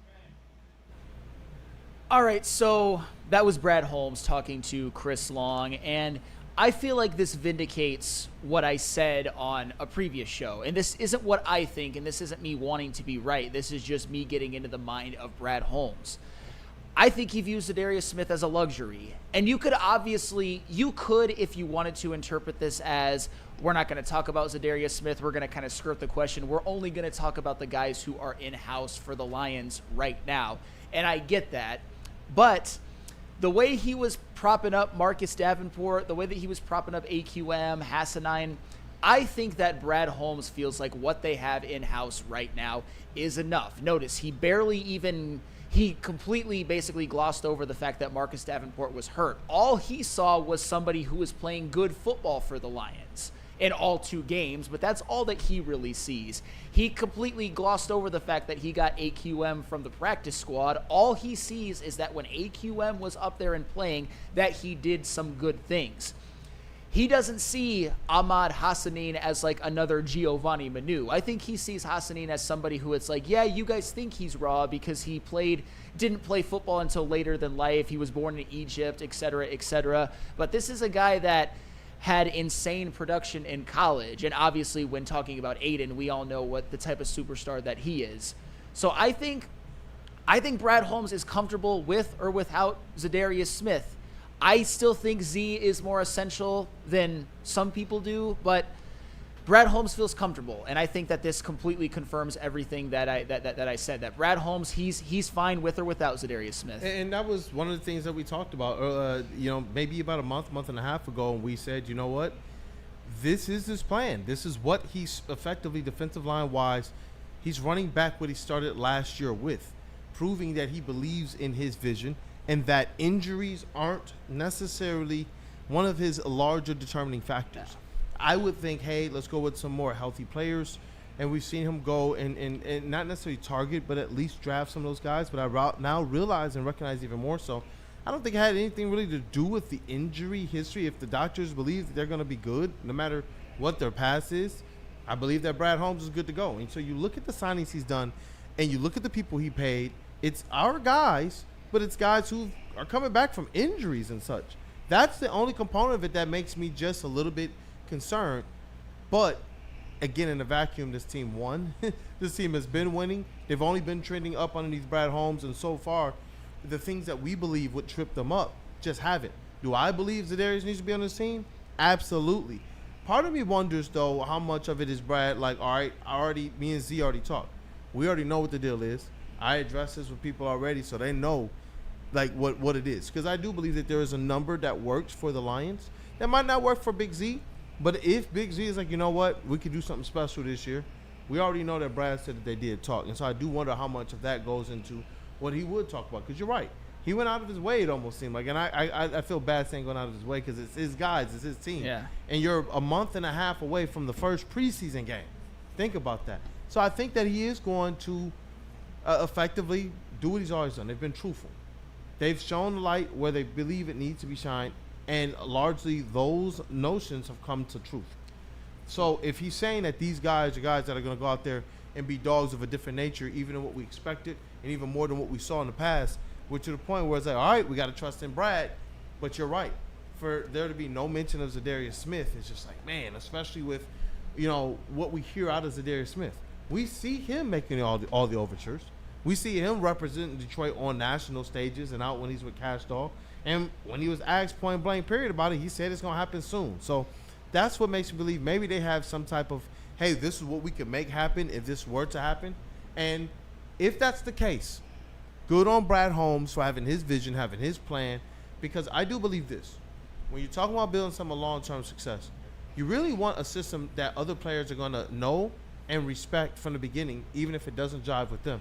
And I do believe that this sets a precedence with other players that they may have to bring in, may sign, may come from the outside, and you're going to have to play some type of ball with Brad Holmes because of, look, you would see other people when the Patriots and how they viewed their team, even though they were winning Super Bowls, they still put a premium on their team. And so if you were going to come there, sometimes you knew, I got to cut the deal to come there. I know what I'm stepping into.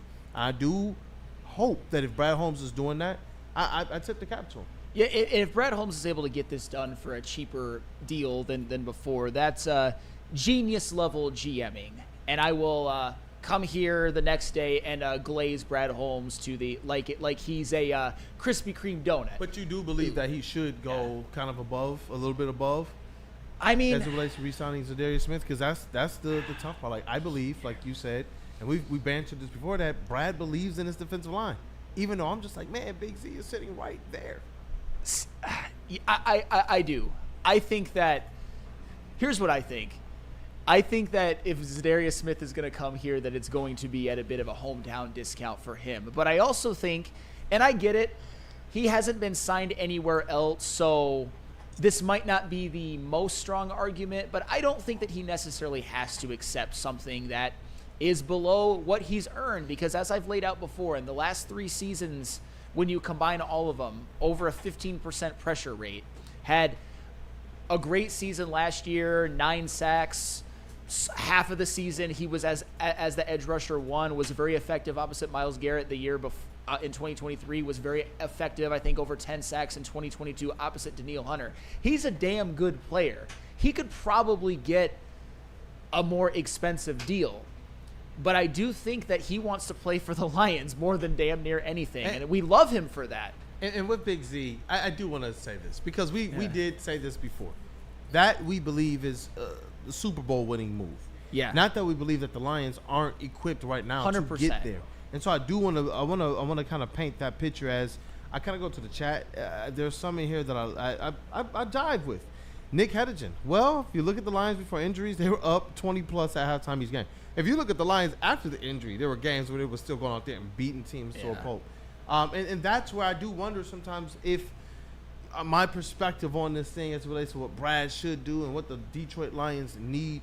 I just wonder, like, is it as easy as what Brad is making it out to be, or is it more akin to what we're talking about? Because I do know this. I believe that a more effective pass rush helps this Detroit Lions team. I'm not even saying to go out there right now and get Hendrickson, even though if you can make that happen, you make that happen. Then you're talking about one of the best, bookends in football, and as you've put it before, maybe in history. Yeah. But if you can at least go out there and get not just depth, but a guy who really led this unit when everything else around him was falling down, and he wants to be here, that's what I'm just like, man, just make it happen. But how much do we need to put into or view what this Lions team did underneath Brad Holmes, underneath Dan Campbell, despite the injuries, as well as the year before when they were a lot more healthy? They have performed. Brad Holmes is an excellent GM. He's top 5 in the NFL. I'd personally have him at 4, but it doesn't matter my rankings. He's firmly cemented in the top 5, and things seem to work out. Not everything, obviously, but the vast majority seems to work out. And I'm ready to say this on June 17th, and this isn't like a super profound statement, but the more I hear Brad Holmes talk, the more I'm willing to just like go out on a limb. I think Marcus Davenport actually has a big year. Not like 15 sacks as a bookend, but plays between 10 and 14 games and gets at least 5 sacks. And if he does that, and this is Brad, imagine Brad Holmes, and you know that I've talked about how sometimes I don't love his pettiness. Imagine how he's going to be with the media if that happens, because Marcus Davenport is making nothing. It's incentive laden, but even if he hits the incentives, it's not going to be an expensive contract. For some reason, the more this goes on, the more I'm like, Marcus Davenport might actually have a big impact on this team. I hope he does. I see Al in the chat, and there's a couple questions that I saw pop up through this. And Al says, do you guys think Brad and Dan want to see a Lions training camp without Z to gauge the talent to see if the younger or unknown talent is sufficient or not? Because it wouldn't be good to sign Z, then cut him. And I understand that, but even if these guys are good enough, I still don't understand the notion of not having Big Z here. A guy that was just a part of this team, a part of this culture, fit in here, proved that he could handle even more responsibility if it was given to him. These are knowns right now. I have no problem with figuring out what else is there and letting the vet kind of just do his thing until you get closer to the season. But for everything that we know about Zadarius Smith, we're talking about one of the better pass rushers in the league. Flannel has gone through all of the stats for you guys, and we got to see him live and in person. And he's sitting at home. And this is where I saw some people in the chat say, you know what, and what up though with Detroit Gunny is one of those guys like who stated, I haven't heard any news or even a single rumor about Zadarius Smith talking to even anybody else. So I do wonder how much, like I said, how much of that original conversation where Brad discussed Zadarius Smith, I wonder how much that's just that's what the deal is. There's a number out there, and Big Z has just been kind of chilling, living his life, kind of knowing I can always take this number, and it just keeps everything mellow because the only rumors we have is between him and the Lions. He wants to be here. Yeah. He really wants to be here. I see this from I'm salty. Again, thank you for the call yesterday. Davenport equals Mosley. And I'll say this. There's a reason. Don't say that. Well, it can't work out that way. That's not unfair, though, at this point. Not. And that's why I wanted to give that credence, because that was one of the reasons why before Marcus Davenport was re-signed, I'd thought about it as, there's no way. How can you trust this guy to stay healthy? But the more I keep hearing from Brad Holmes, the more nothing really has gotten done, even in terms of drafting and free agency, which isn't necessarily a bad thing. It's just a fact. I'm like, Brad Holmes really believes in Marcus Davenport like he could potentially be one of the more effective bookends in the NFL. And to be honest, there might be some truth to that, but with Davenport, he's never really been able to stay healthy, and he's never really been a high snap guy. That's one of the reasons I'd like Big Z in, but I mean, it could be Dan too that has the faith in Davenport coming from New Orleans. They was part of the staff when they drafted him too. This could be Dan telling Brad, "Hey, this guy has the motor. He has the skills. If he's healthy, he can be the impact player that we need on this team." So I think everyone's putting all of their eggs in the Brad basket when realistically, like, the link between Davenport and this team is through Dan Campbell. So, I mean, it could be Dan Campbell who's championing for Marcus Davenport more than anything. Yeah, we don't really know. And I know the one thing that even people who dislike the move or believe, oh, we should have gone with somebody more healthy, the one place I know we all kumbaya is believing this. If he's healthy, he's going to ball. That we know. He's going to be effective. He's going to be effective. Well, that's probably, thank you, that's probably more appropriate. He's going to be effective. And to me, I do know this. If this line is healthy and when they get into like week 5 and week 6, when last year we know that's when they began to really hit their rhythm as a team, this team is going to be, they're going to be really, really flipping good. That's the component of it where I keep trying to pull myself back off of the edge because I realize, all right, this team still has so much here. And you're right. You know, when you pull into the effect, the Dan Campbell of it all, we can't overlook that. Dan Campbell has been very, very hands-on with his coaches and very, very hands-on with the personnel that he utilizes. And so I'm hoping that we get Davenport. I'm seeing some people in the chat that are kind of just as nervously optimistic as we're kind of getting. I'm seeing Greg. Maybe Davenport will surprise me. Yeah, maybe. Like I said, it would be. Would be a surprise. But at the end of the day, like, the more time passes, the more I'm like, maybe it does work. And at Chase, that was a good pull by you because when you look at Marcus Davenport's career, his second most productive season, this was 2019. He actually had 6 sacks and 16 quarterback hits, which 16 quarterback hits is tied for his career high.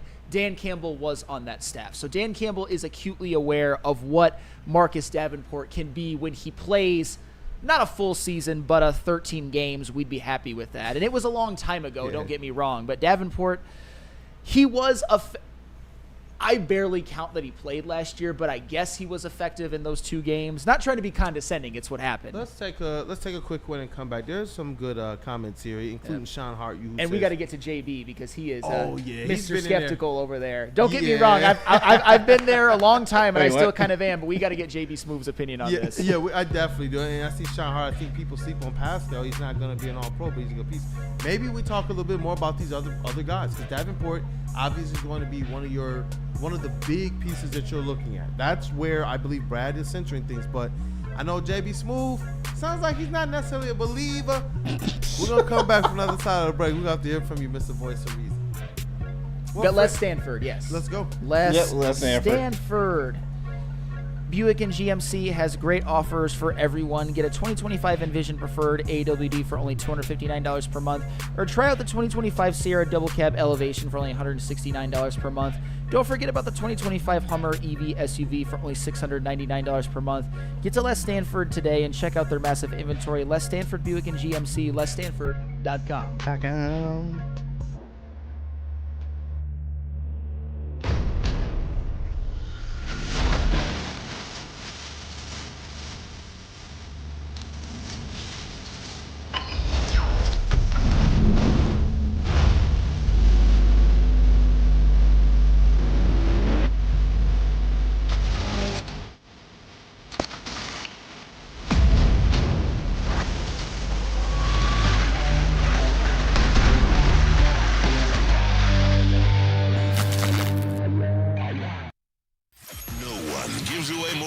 And prizes than Woodward Sports. You don't believe us? Here's our latest $10,000 winner. You know, you guys posted, hey, if you guess all this stuff right, we'll give it's $10,000. I'm like, okay, well, why the hell not? And the winning doesn't stop there. How about our Outkick Your Coverage winner? I think you won. David Tully, everybody. David Tully. This guy's got a hot girl. Bigger prizes, bigger giveaways, cash, merch, tickets, and more. All from the biggest sports network in Detroit. No one does it bigger and better than Woodward Sports. Make sure you're following, liking, subscribing on Instagram, Facebook, X, and YouTube for your chances to share in the winning. From Detroit's #1 sports network, Woodward Sports. Tired of losing out on the car of your dreams? Bad credit? No credit? At the Feldman Chevrolet Freedom Sale, we say yes. Over 5,000 new Chevys to choose from, all priced to move with our best deals of the year. Get a 2025 Silverado for just $149 a month, or this 2026 Equinox for only $209 a month. When other dealers say no, Feldman Chevrolet says yes. Don't miss the Freedom Sale, going on now at Feldman Chevrolet, Michigan's #1 Chevy dealer. Head to WoodwardSports.com and click on Shop. Get the latest in Detroit sports apparel and exclusive Woodward Sports gear. WoodwardSports.com can get the Holds, love the Pistons, Red Wings, and Tigers. We got something for you, too. Shop online at WoodwardSports.com. If you've got a crisis, let Ven point the way. Step 1, verify with details and photos. Step 2, engage your attorney. Step 3, notify your insurance provider. Get justice with VEN, Ven Johnson Law. Ven Johnson. Ven Johnson. Shout out to the good folks over at Ven Johnson Law. Hey, and you guys see that on the back wall. We're going to talk about it soon. The White Claw Tigers Tour. You guys want to get there, man. Can't wait. June 29th is that next one, right? At Old Miami Bar. Shout out. Yep. Hey, and we got Travis, social lead, social managers walked into the building. It's a full house here on the Woo Crew. And the chat family, as always, you guys are the most important part of this thing. Smash that like button. Let's get this thing lit. I see them, man. They're working today. And it's a lot of comments. This has spewed a lot. This has spurred a lot of different kind of multiverses here, but before we get to the chat, I want to make sure we get the voice of reason and his take on this, because he's been very, very. I've heard the ad libs over there, I've heard the sounds, I've seen the faces. He is adamantly against it. What up, though, brother? No, it's just like we've seen this story play out before with Davenport. The injuries obviously concerning as hell. I just much rather have Big Z here. Just please, like, come on. He's a guy that everyone here in this hometown is like rooting for right now. He's dating a Detroit woman as well too. Just come on, just bring Big Z back. Like, I look, it's fine if you want to wait till after minicamp, because God forsaken, he doesn't need all that. But still, you just need someone that is quality that you can depend on, and I think that's Zarius Smith. And how you feel though as currently constructed? Because when you listen to Brad Holmes, this guy sounds very confident in what this team already has. What up, JB? I know, and like you don't want to, you don't want to go against Brad, and I understand that. I completely understand it until he fails us. Until he fails us, and it's like, all right, cool, we'll rock with what Brad has to say. But at the same time, it's like, come on, we've been sat around this team for a long time, and this is as close as we're going to get to trying to accomplish a Super Bowl. So let's bring in that Super Bowl talent and just bring back Za'Darius Smith so we can just get over this hump right now. I know it might be against his better judgment, but at the same time, I like what we have at home, but you can't tell me you don't want some extra ingredients added to the recipe. That's what I'm saying, especially when those extra ingredients can uplift several areas of your team, not just pass rushing, getting pressures. We don't know what he's going to be playing opposite of Aiden Hutchinson. And you talk about Marcus Davenport. To me, if I'm Holmes, I'm going to hedge my bet. I'm going to bring in some insurance with my belief. So I believe in Marcus Davenport. But I believe that Big Z is not like a wild card. He's a guy you've had here, and he can help add to a rotation. That, I believe, keeps Davenport healthy. Because I know you even had some thoughts on that. Yeah, Davenport, and I've mentioned this before, this isn't anything new, and I think JB did a good job of articulating it, not exactly how I would, but in his own way, which is probably better than I could. Marcus Davenport has warts. Al-Qadim Muhammad has warts. Ahmad Hassanin has warts. Josh Paschal has warts. Za'Darius Smith, his only wart, I would say, is that he could fall off a cliff in his age 33 season versus age 32. I highly doubt that, by the way. And one of the warts of Marcus Davenport, other than the fact that in the last two seasons he's played a combined 6 out of a possible 34 games, is that even when he's been healthy, even when he's played 15 games, 13 games, his snap count is more aligned with being a rotational piece. A very, very good rotational piece in certain years, but he's never been a high snap count guy. He's only played 500 or more snaps in a season once. And for comparison, Zadarius Smith played 613 last year and has played many more than that in many seasons. So Marcus Davenport, to me, as a third edge rusher, would be so ideal. As the starting bookend, not as confident, but at the end of the day, I did say earlier that a big season from Marcus Davenport wouldn't necessarily shock me either, but I also think it would be a low volume, maybe 5 or 6 sacks, 13 games, which is not bad, but Z's ceiling is higher. And, you know, there's some people in the chat who they're trying to see this thing in a different light, regardless of what we want with Big Z. They do have some players here, and, you know, earlier it was Sean Hartu who wondered, maybe it's Pascal. Maybe it's him who's going to be able to step up. And there's some other ones I want to bring up, but I figured we'd at least bring his up first. I mean, Pascal, here's the thing. Friend of the show on the network, actually. He's also had a lot of nagging injuries throughout his career. He hasn't been super productive. I think he defends the run pretty well. If you want to say that in a full season, he had flashes last year. He's in his contract year. His last year was the best year of his career. I don't trust it necessarily, but he could have like 4 or 5 sacks. They really believe in Josh Pascal. They really believe it. They do. And, you know, I'm seeing here, I'm salty. You know what, just before we go on, JB Smooth, Josh Pascal. You know, and shout out to him. Gave us his time at the Boys and Girls Club event at Belleville High School. And this guy wants to put on for Detroit. I think that also bodes why he chose to come back here. I look at a guy like Ife Melifonwu, and I look at a guy like Derek Barnes and Josh Pascal. I look at these guys in similar situations where the team is offering you a prove-it opportunity. We don't know what they did with Ife, if they did or didn't, but at least for Pascal, he got that opportunity. He wants to be able to prove it here. But what about you, man? Pascal, do you expect Pascal to be one of those guys that steps up this year? I'm hoping. More the same with the Davenport stuff with the injuries? I think it's less with the Davenport thing with Pascal. I'm hoping that he steps up, but as you said, this is one of those prove-it years where it's like, hey, you got to step up and show us that even though you say you want to be here, can you prove that out on the field? And Brad is giving him that opportunity. Hopefully he does that this season as well, too, because like you said, he is one of the ones who said he wants to be here, but at the same time, you have to prove it to all of us. Have to. I'm salty. He's saying we have Levi O and Barnes. Brad's not adding any big-time edge names. He signed them originally because those guys were hurt. But I said it before. Outperformed them, though. Then what do you do? I don't think Brad Holmes would be heartbroken if Z's not here. I really don't. And I'm not saying that's negligence on his part, although I disagree with it, but he really believes in what the Lions have. He does.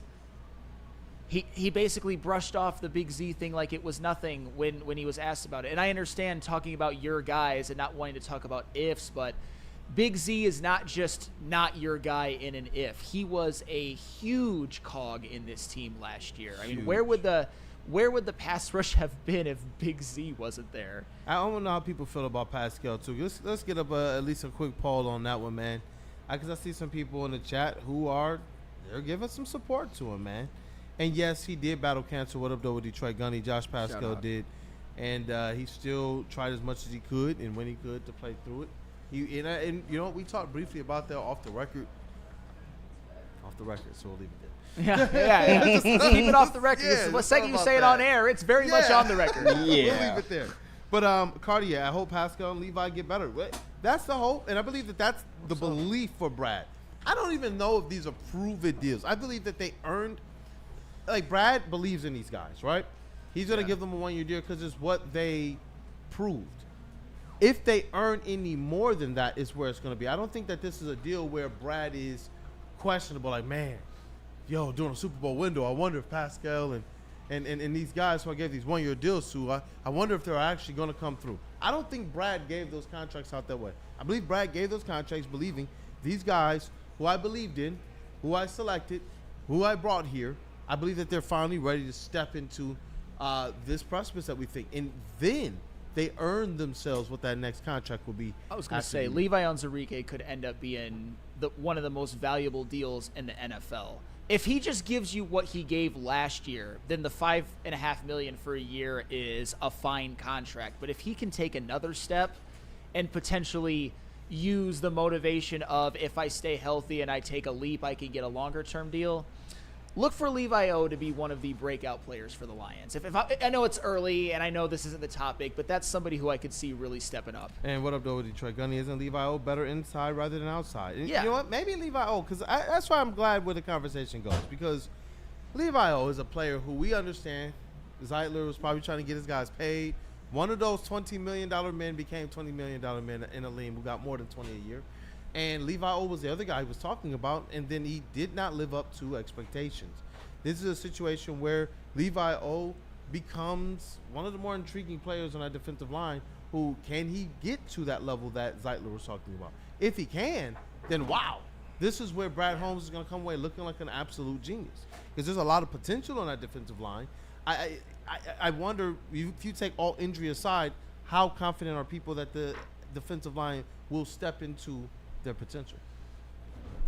There's a lot of that. I kind of feel like it depends on the day with me. If I'm just being honest, because there's a lot of wild cards, there's a lot of warts, but you also have an injury to a Lee McNeil. That's another wort, but you also got Aiden Hutchinson, and nobody believes Levi in much fans more than in the me. chat, man. We're gonna have to do one for Levi next. He's a good player. Like when you talk about not living up to expectation, I think on being a second-round pick, the duration of his rookie contract, he certainly hasn't lived up. But I think last year, I would say he lived up to his. I know Zeitler was propping him up, but Levi hadn't done a damn thing up until last year. And last year he did do something, and he was actually healthy, which was crazy. Yeah. He was healthy, and so many others were not. But Cartier's saying this D-line isn't garbage, but I'm trying to win a Super Bowl. But then on the other side, I'm salty, says Pascal, Levi Owen, Barnes, you had Hutch, McNeil, and our new rookie. That's not too bad. I mean, it could be fine. It could be fine.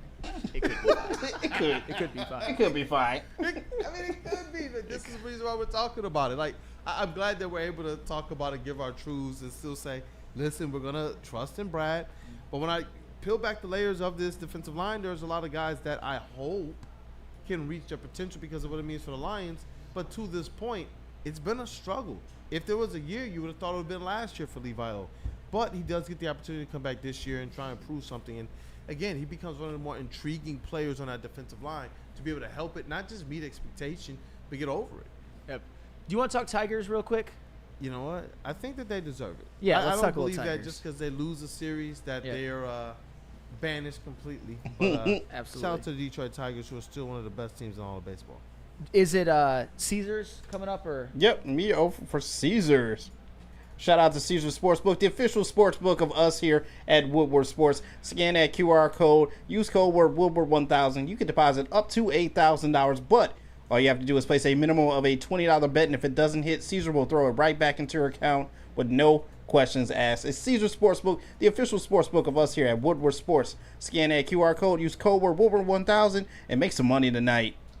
Walk into any Lady Jane's Haircuts for Men today. Open 7 days a week. Sit back, relax, and enjoy precision haircut, scalp massage, hot leather neck shave, and hot towel treatment from one of our talented stylists. Step up your game this season and take advantage of our $20 haircut special. Scan the QR code and get your coupon today. Lady Jane's Haircuts for Men, the ultimate haircut experience. Open 7 days a week. Walk-ins always welcome. Lady Jane's Haircuts for Men. It's wicked awesome. Detroit has the best sports fans in the world. That's why they deserve the best sports coverage in the world. We are the Woodward Sports Network. How do people feel about getting a Planet Fitness membership for $15 a month? How do they like working out in a clean and spacious gym that's filled with equipment for every workout? And how about free fitness training in the judgment-free zone that leaves them feeling energized all day long? Join Planet Fitness today with the free PF app, online or in club, and start getting that big fitness energy for $15 a month. Calling all Tigers fans, join us for White Claw Tigers Tour. Woodward Sports will be hitting 4 of the top bars in Detroit. You see there, we've already hit 2, McShane's, and we just hit Nemo's, and it was dope, man. The last one was really, really dope. A lot of people were out there, a lot of support out there. Even the legendary Foster and Tim McCullum from Sales were out there too. And we want to see you guys out. June 29th will be our third stop on the tour at the Old Miami in Detroit. Join a whole bunch of the crew Sunday night, June 29th, man. It's going to be pretty epic. Be part of the fun and share reactions live on Woodward Sports Network to one of the hottest teams in baseball. Still currently the best team in baseball record-wise. It is the White Claw Tigers Tour brought to you by White Claw and Vin Johnson Law. We back like we never left. It's Wake Up where we're talking more about these Detroit sports teams because all of them are pretty hot right now. I expect playoffs for every single one of our teams next year. I do. Yeah. All of them. That is the bare minimum. Not like the play-in. Red Wings, we might allow them to sneak into the wild card, but I expect all these teams to be playoff teams and 3 of the 4 at least to be formidable playoff teams. The Detroit Tigers, they are atop all of baseball record-wise by a half game. But you know what's pretty interesting? When you look at what's going on in the Central, they are 9 games up on the Twins, 9.5 games up on the Guardians. They could probably set this thing in cruise control, but I love the fact that the Tigers, despite any adversity that they may face, they are only widening their lead in this division. Yes, and overall in the league, they are now 3 games up on the Yankees. The Yankees are down bad right now, and you just hate to see it. But no, the Tigers, credit to the AL Central for finally being that terrible division that everybody always says that it is, that I fought against feverishly, but I'm happy to be wrong. The AL Central, everybody's slumping in the AL Central. Every single team, so the Tigers aren't losing any ground. But that being said, even though I think the Tigers, they could probably play 500 ball the rest of the year and probably still win the division, I think this is a big series against the Pirates to get right. And I specifically think it's a good get-right series for the pitching staff because when you look at how they performed against Cincinnati, I mean, they allowed 5 runs in game 1, but it was a lot of ninth-inning garbage runs. But then they gave up 11 in game 2. Jack Flaherty didn't pitch his best. They gave up 8 in game 3, and that was more on the defense than the pitching, but still. But you look at the Pittsburgh Pirates, they're last in Major League Baseball in runs and second to last in OPS. Their lineup, outside of really O'Neal Cruz and Andrew McCutchen, blows. Like really, really blows. I understand that Brian Reynolds has been a good player, but he's having a down year this year, and Isaiah Kiner-Falefa is somebody that, you know, can be scrappy at times, but I'm looking for a big get-right weekend from the pitching staff. You got Mize going tonight. You got Skubal going on Wednesday. I'm looking for a shutout from Skubal. Maybe not complete game, but a shutout. And then Montero going Thursday against Skeens. That's the reason why I'm not picking a sweep. I'm picking 2 out of 3 because Same here. How often do we talk about the Tigers having a decided pitching advantage in games? Thursday, Montero versus Skeens. Sorry, Kiter. Skeens is the second best pitcher in baseball. Kiter's somebody who wouldn't even be starting without the injuries. Go so out there and pitch your tail off, though. Do your best. Do your best. Because Skeens has also struggled mightily this year. Not him, but to get run support. Hey, they just do not hit for Skeens when he's out there. Chase, you can second that. Yeah. What up, Yeah, I was just adding to what Sam was saying. The Pirates don't give any support to Skeens. So And they don't hit, period, for the most part. Good opportunity. I mean, what you want to see is the Detroit Tigers really get those bats going. And I see that there is some people in the chat who, I just lost it, but they were talking about the bullpen. It hasn't looked the hottest lately. You want to see this team be able to pick back up on this rhythm. But what's one of the things we said in the beginning of the season? We continue to caution. This is a fickle sport. It's a game of ups and downs. That's why your best hitters are going to hit 300 and below. You know, and so when I look at what this Tigers team is doing right now, I look at this in the grand scheme of things. They're still one of the best teams in baseball. So as all the teams are going through their ups and downs, the Tigers are finding ways to navigate that better than anybody else in the league. Now, when you have these handle your business series like this one, especially with what's ahead, I look at obviously these games after the Pirates as handle your business series. The Rays is going to be a tough battle, but even the Athletics and the Twins more so than Athletics. The Twins, I'm not sleeping on that matchup at all, and that's why I do want the Tigers to go out there. If you can sweep this Pirates series, go out there and do it. this is the one to do it. You look at what's ahead for this team, and you want them to continue to not just keep pace, but continue to lead. I believe this Pirates one is the perfect one to go, and we've said this before. Fatten yourself up just a little bit for your Tigers. Well, and that's the thing, because you can never get too comfortable in Major League Baseball. A 9-game lead seems very formidable, but we saw early on in the season, and I know that was a little bit different, but when they played Cleveland in a 4-game series at home with a 6-game lead, all of a sudden Cleveland wins 3 in a row, and we're all sweating on Game 4 for the Skubal start. Unfortunately, Skubal came through. So you want to get fat against these bad teams. The way that I see this series going, I do think it's going to be 2 out of 3. I don't think it's going to be a sweep. And I also see some rock fights. I don't necessarily see the Tigers' bats being their driving force. I see more of their pitching, because the Pirates, they don't have a bad pitching staff. I mean, Andrew Heaney goes in Game 2 against Skubal. He's obviously at the disadvantage, but he's really good. Falter going Game 1 against Mize. Bailey Falter. I think Mize has the advantage, but Falter's had a pretty good season in and of himself. But I also see Game 1 as, I think Games 1 and 2, you got to win. And then Game 3, if you end up losing the Skeens-Montero matchup, you can live with that. But I think it was, I might have lost it. There was an absolute power stat. Yes, it is DNCENT, who I've had some arguments with today, but this is actually amazing. Skeens is 1-6 in his last 7 with a 1.12 ERA. Wow. The Pirates should be sent to prison for what they're doing to Paul Skeens. Say that one more time. That's incredible. Skeens is 1-6 in his last 7 with a 1.12 ERA.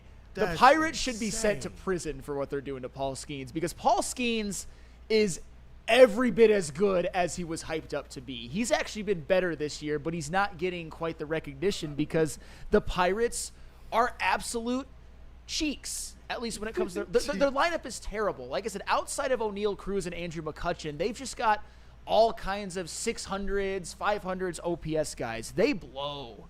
I see what I'm doing with Detroit. Gunny, he always keeps these things in perspective. I like this. Remember, the Tigers are slumping at 5-5 in their last 10, while the Twins, Guardians, and Royals are 2-8. That's incredible.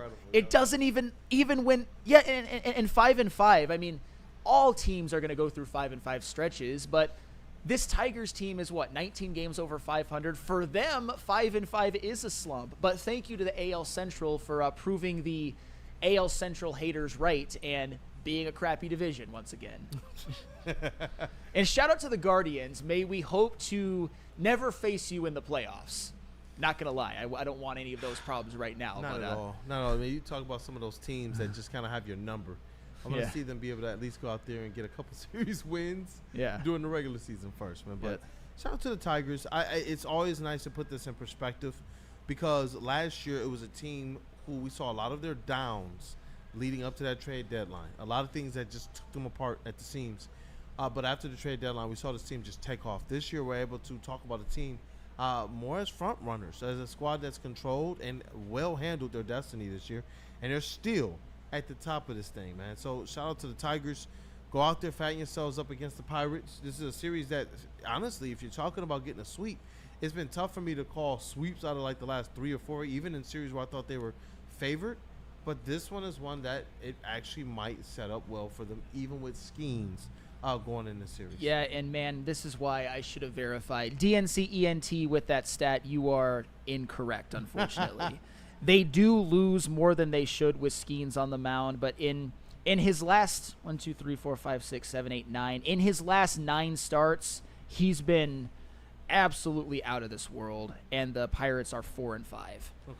They're not 1-6, but the ERA is probably correct. The point is that Paul Skeens has gotten some of the worst run support luck I've ever seen a pitcher have, period.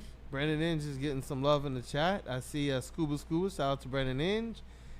And where'd this begin? Scuba. Flannel looks like Brandon Inge.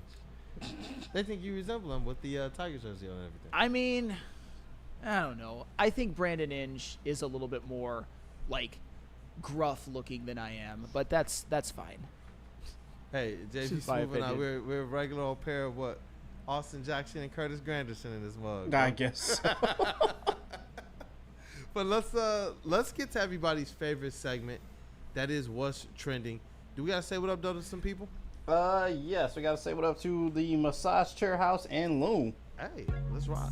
Hey, that's me. Looking to upgrade your relaxation game? Check out Massage Chair House in Bloomfield Hills, Michigan, the largest massage chair showroom in the Midwest, with top brands for massage chairs like Infinity and Osaki, located near the corner of Woodward and Long Lake Road. Experience luxury comfort with Dr. Eric Duncan, the Wellness Doc, creator of the top YouTube massage chair review channel. Book a visit at www.massagechairhouse.com or scan the QR code above my head at Massage Chair House, your ticket to ultimate recovery and relaxation. However, you can also rest, recover, and relax by getting high and enjoying some Loom Cannabis refreshing buzzing favorites like watermelon, cherry, or strawberry. Cool off with 2 new summer flavors, peach or raspberry lemonade. Go ahead, crack a can, take a sip, catch a buzz. Available at any of Loom's 38 locations across Michigan. Use code WSN30 for 30% off your entire order. That's online or in store, so go to loom.com today. You know how some things are so good they should be world famous, but they're not? Our house-made vinaigrette is one of those things. And the antipasto salad, we drizzle it over. Same with our hand-battered chicken tenders.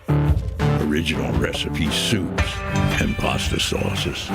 It's almost as if our original, world-famous Detroit-style pizza is mocking them. And that's not very nice. Most talked about Detroit media by other Detroit media, and we love it. It's the Woodward Sports Network. It's part beauty, part beast. It's for those who dare to be different, for those who want to stand out, and for those who are built for more. The all-new Ineos Grenadier combines strength and style for an unmatched driving experience. Sold exclusively at Feldman Ineos of Waterford. And now it's time for the most electrifying segment on the internet. Bum, bum, bum. It's What's Trending with JB. Live on Wake Up Woodward. Do it like JB Smooth. Let's rock. Hey, what's going on, chat family? What's going on, fellas? Flannel, I'm sorry I had to do this since you brought up Brandon Ainge, so see if I can get this. Man, you're a sniper. See, I don't see it. I think I'm a little bit more Mr. Fast. I think I have like softer features than Brandon Ainge personally, but that's just my opinion. Look, man, I know the ladies were very fond of Brandon Ainge. Yeah, that's what I heard. I heard some stories actually. Ooh, you got to share these. Yeah, you got to share this with us. Off air. But I just had to do that to start off what's trending. But you guys, the 2025 All-Star jerseys are now up and available for everyone to check out and see. They got the caps, the home run derby caps, the game caps. But during the All-Star game, players will actually be wearing their team's jerseys. And this is something different that they're trying right now. They got away from this in 2019, but now they're trying to bring it back. But these are some of the jerseys lineups that you have right now for the home run derby and some of the caps. What do you guys think? I don't know, man. The font's a little. Not feeling it? I'm not really feeling the font. So they're going to have only 8 of these home run derby jerseys. There's only like 8 participants in the home run derby. So like that's pretty stupid. Yeah, I wonder if there's like the players are probably even the ones that are just standing around. I wonder if they're gonna have them in these uniforms too. Yeah, that's stupid. I want to see. Why wouldn't they play in them? Jerseys. Yeah, I like, and at least for the All-Star game, they're gonna let them wear their own jerseys, because this would be pretty funky. They should just do the home run derby in their own jerseys, but this is a dumb decision by the MLB. Redesign them, man. Like those logos just don't—they're not it to me. I mean, then they're rubbing it in the face of the old Expos fans because they definitely stole that Expos font too. I was thinking that too. Yeah. Shout out to the Montreal Expos. Detroit Arrow in the chat says, "Ooh, Glay." Like the NL one just looks like a total ripoff.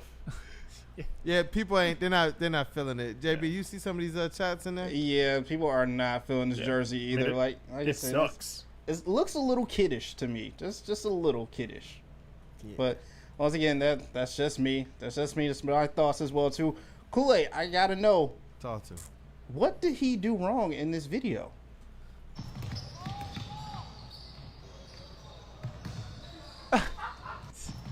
Absolutely nothing. No, He did nothing? nothing wrong. Not at all. Nothing? Did you see the shot?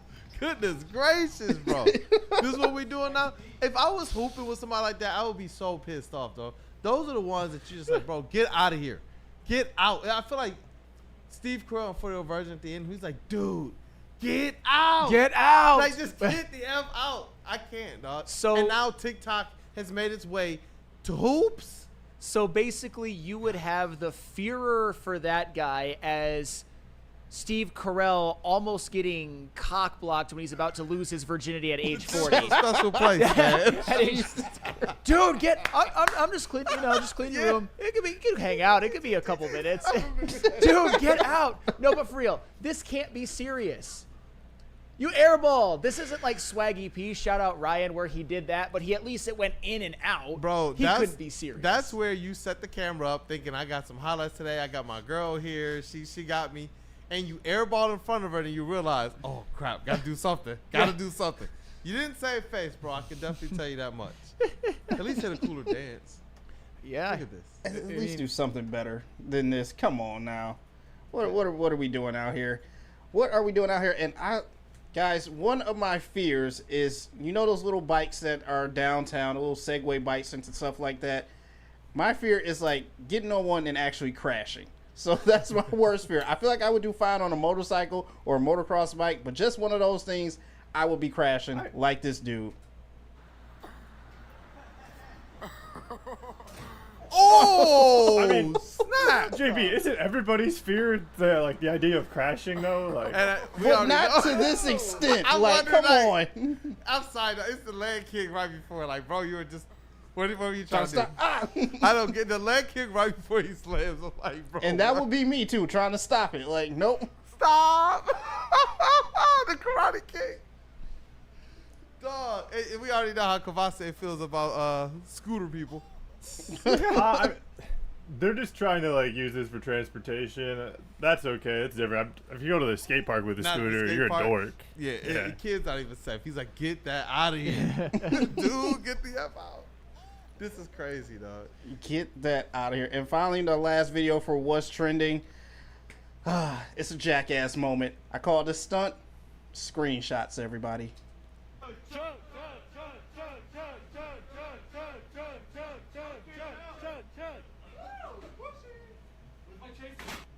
What? What? That was his chaser. What happened? What are they doing? Why? Get better friends. What in the world? I'm already chugging this bottle for your enjoyment on film. No. And the cherry on top is literally slapping me with a TV. It's not real. Like, this is Looney Tunes, bro. Like what? Next the piano's gonna drop on his head and anvil? They threw a TV at him, bro. This is insane. Why would they do that? That's yes, it's a TV. That's abhorrent behavior. Yeah, this guy needs new friends or better friends. When you're all disoriented and bro.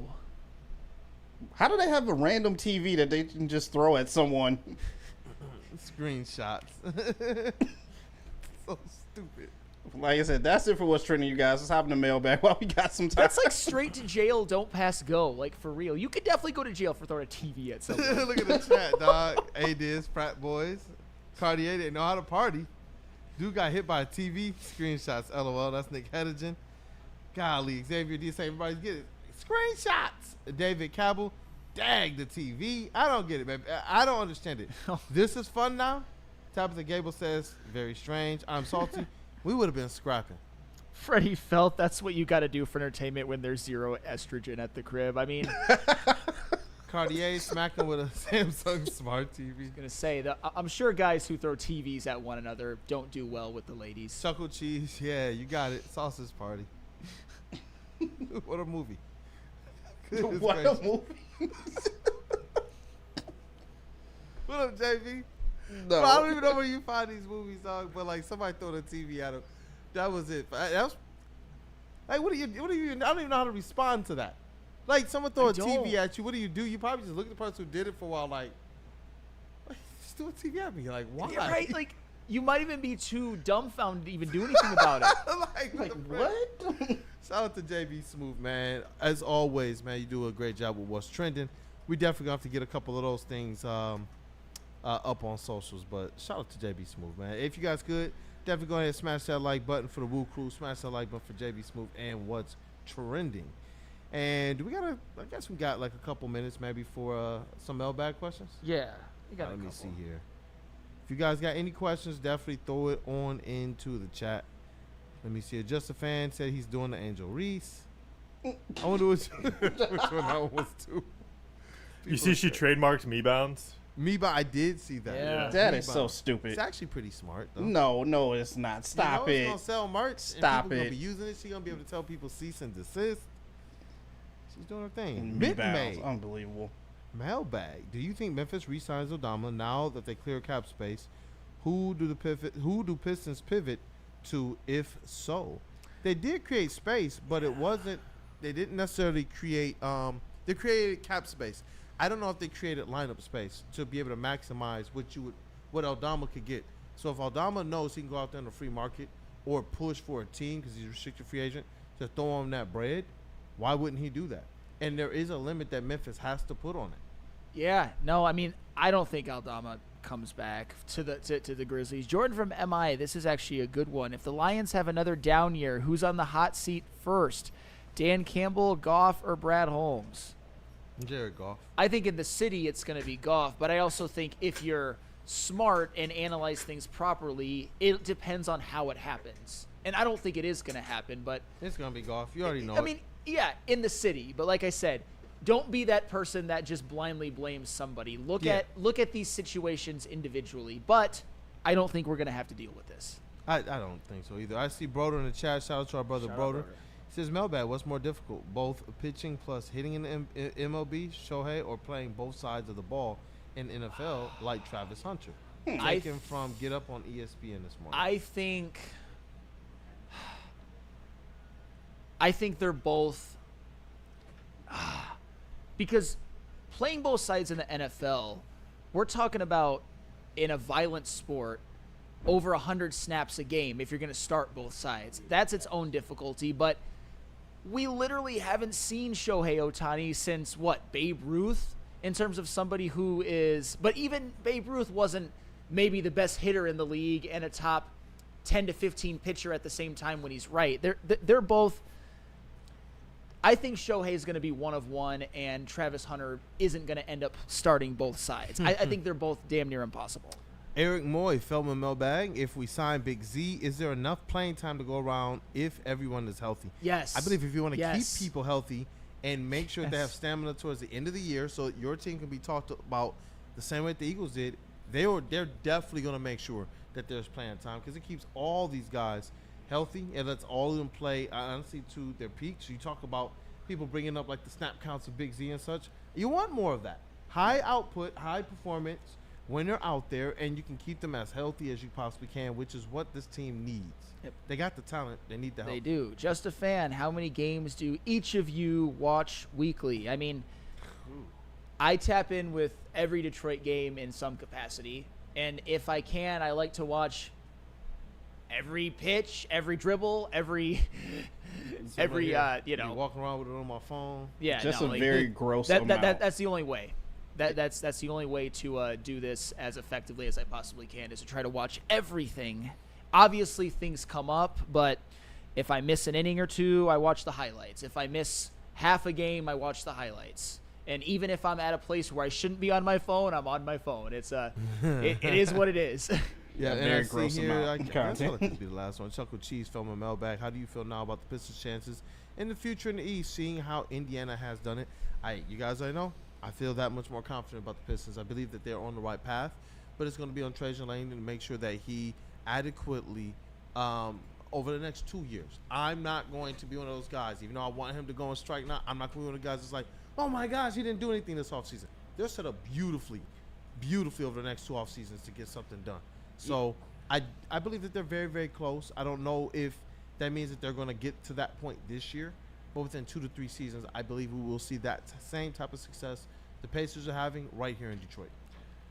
Yeah, I think so. And I think, like you said, in the next couple of years, they'll definitely make a move, like a big move. Could be this offseason. We'll see. They have the pieces, but we shall see. Yep. Hey, chat family, smash that like button. I see we got over our first goal. If you didn't get the opportunity to, definitely make sure you go ahead and smash that like button to continue to support not just us, but all of Wake Up Woodward, because we do got Big D Energy on the way. We have Ermanni and Edwards and the extravaganza, the Woodward heavyweight. Shout out to Spinny, who is in the building, too. Let's get that chest pass going and we break this thing down. I know, word on the street, people want another stream-a-thon from you guys. Word on the street, man. Don't be volunteering, Spenny. That was a big undertaking. Nick lost his hair. If they want to do it, they'll do it. Man, but you guys know you guys are legends, man. Shout out. We also got intern Noah, intern Ryan in the building, in the sound booth. Got Cavassier Chase. What up, though, brother? Good show. Hey, what's up? Hope you guys have a good one. Getting married this weekend. Also, want to shout out my guy, Bad Chad Decker. Again, he's got another fight this weekend at the Motor City Soundboard. Going to be back in town. I think he picked up the fight late notice. I'm not 100% sure about that. I got to get in touch with him because I just saw it like last week. He started talking about it. So, shout out, Chad. Hope best of luck to you, my guy. And, yeah, keep making Grass Lake proud. Shout out, go Warriors. Shout out. Woodward Sports MVP in the TD booth, JB Smooth. What up, though? Hey, what's going on? Shout out to the chat family staying tapped in with us today.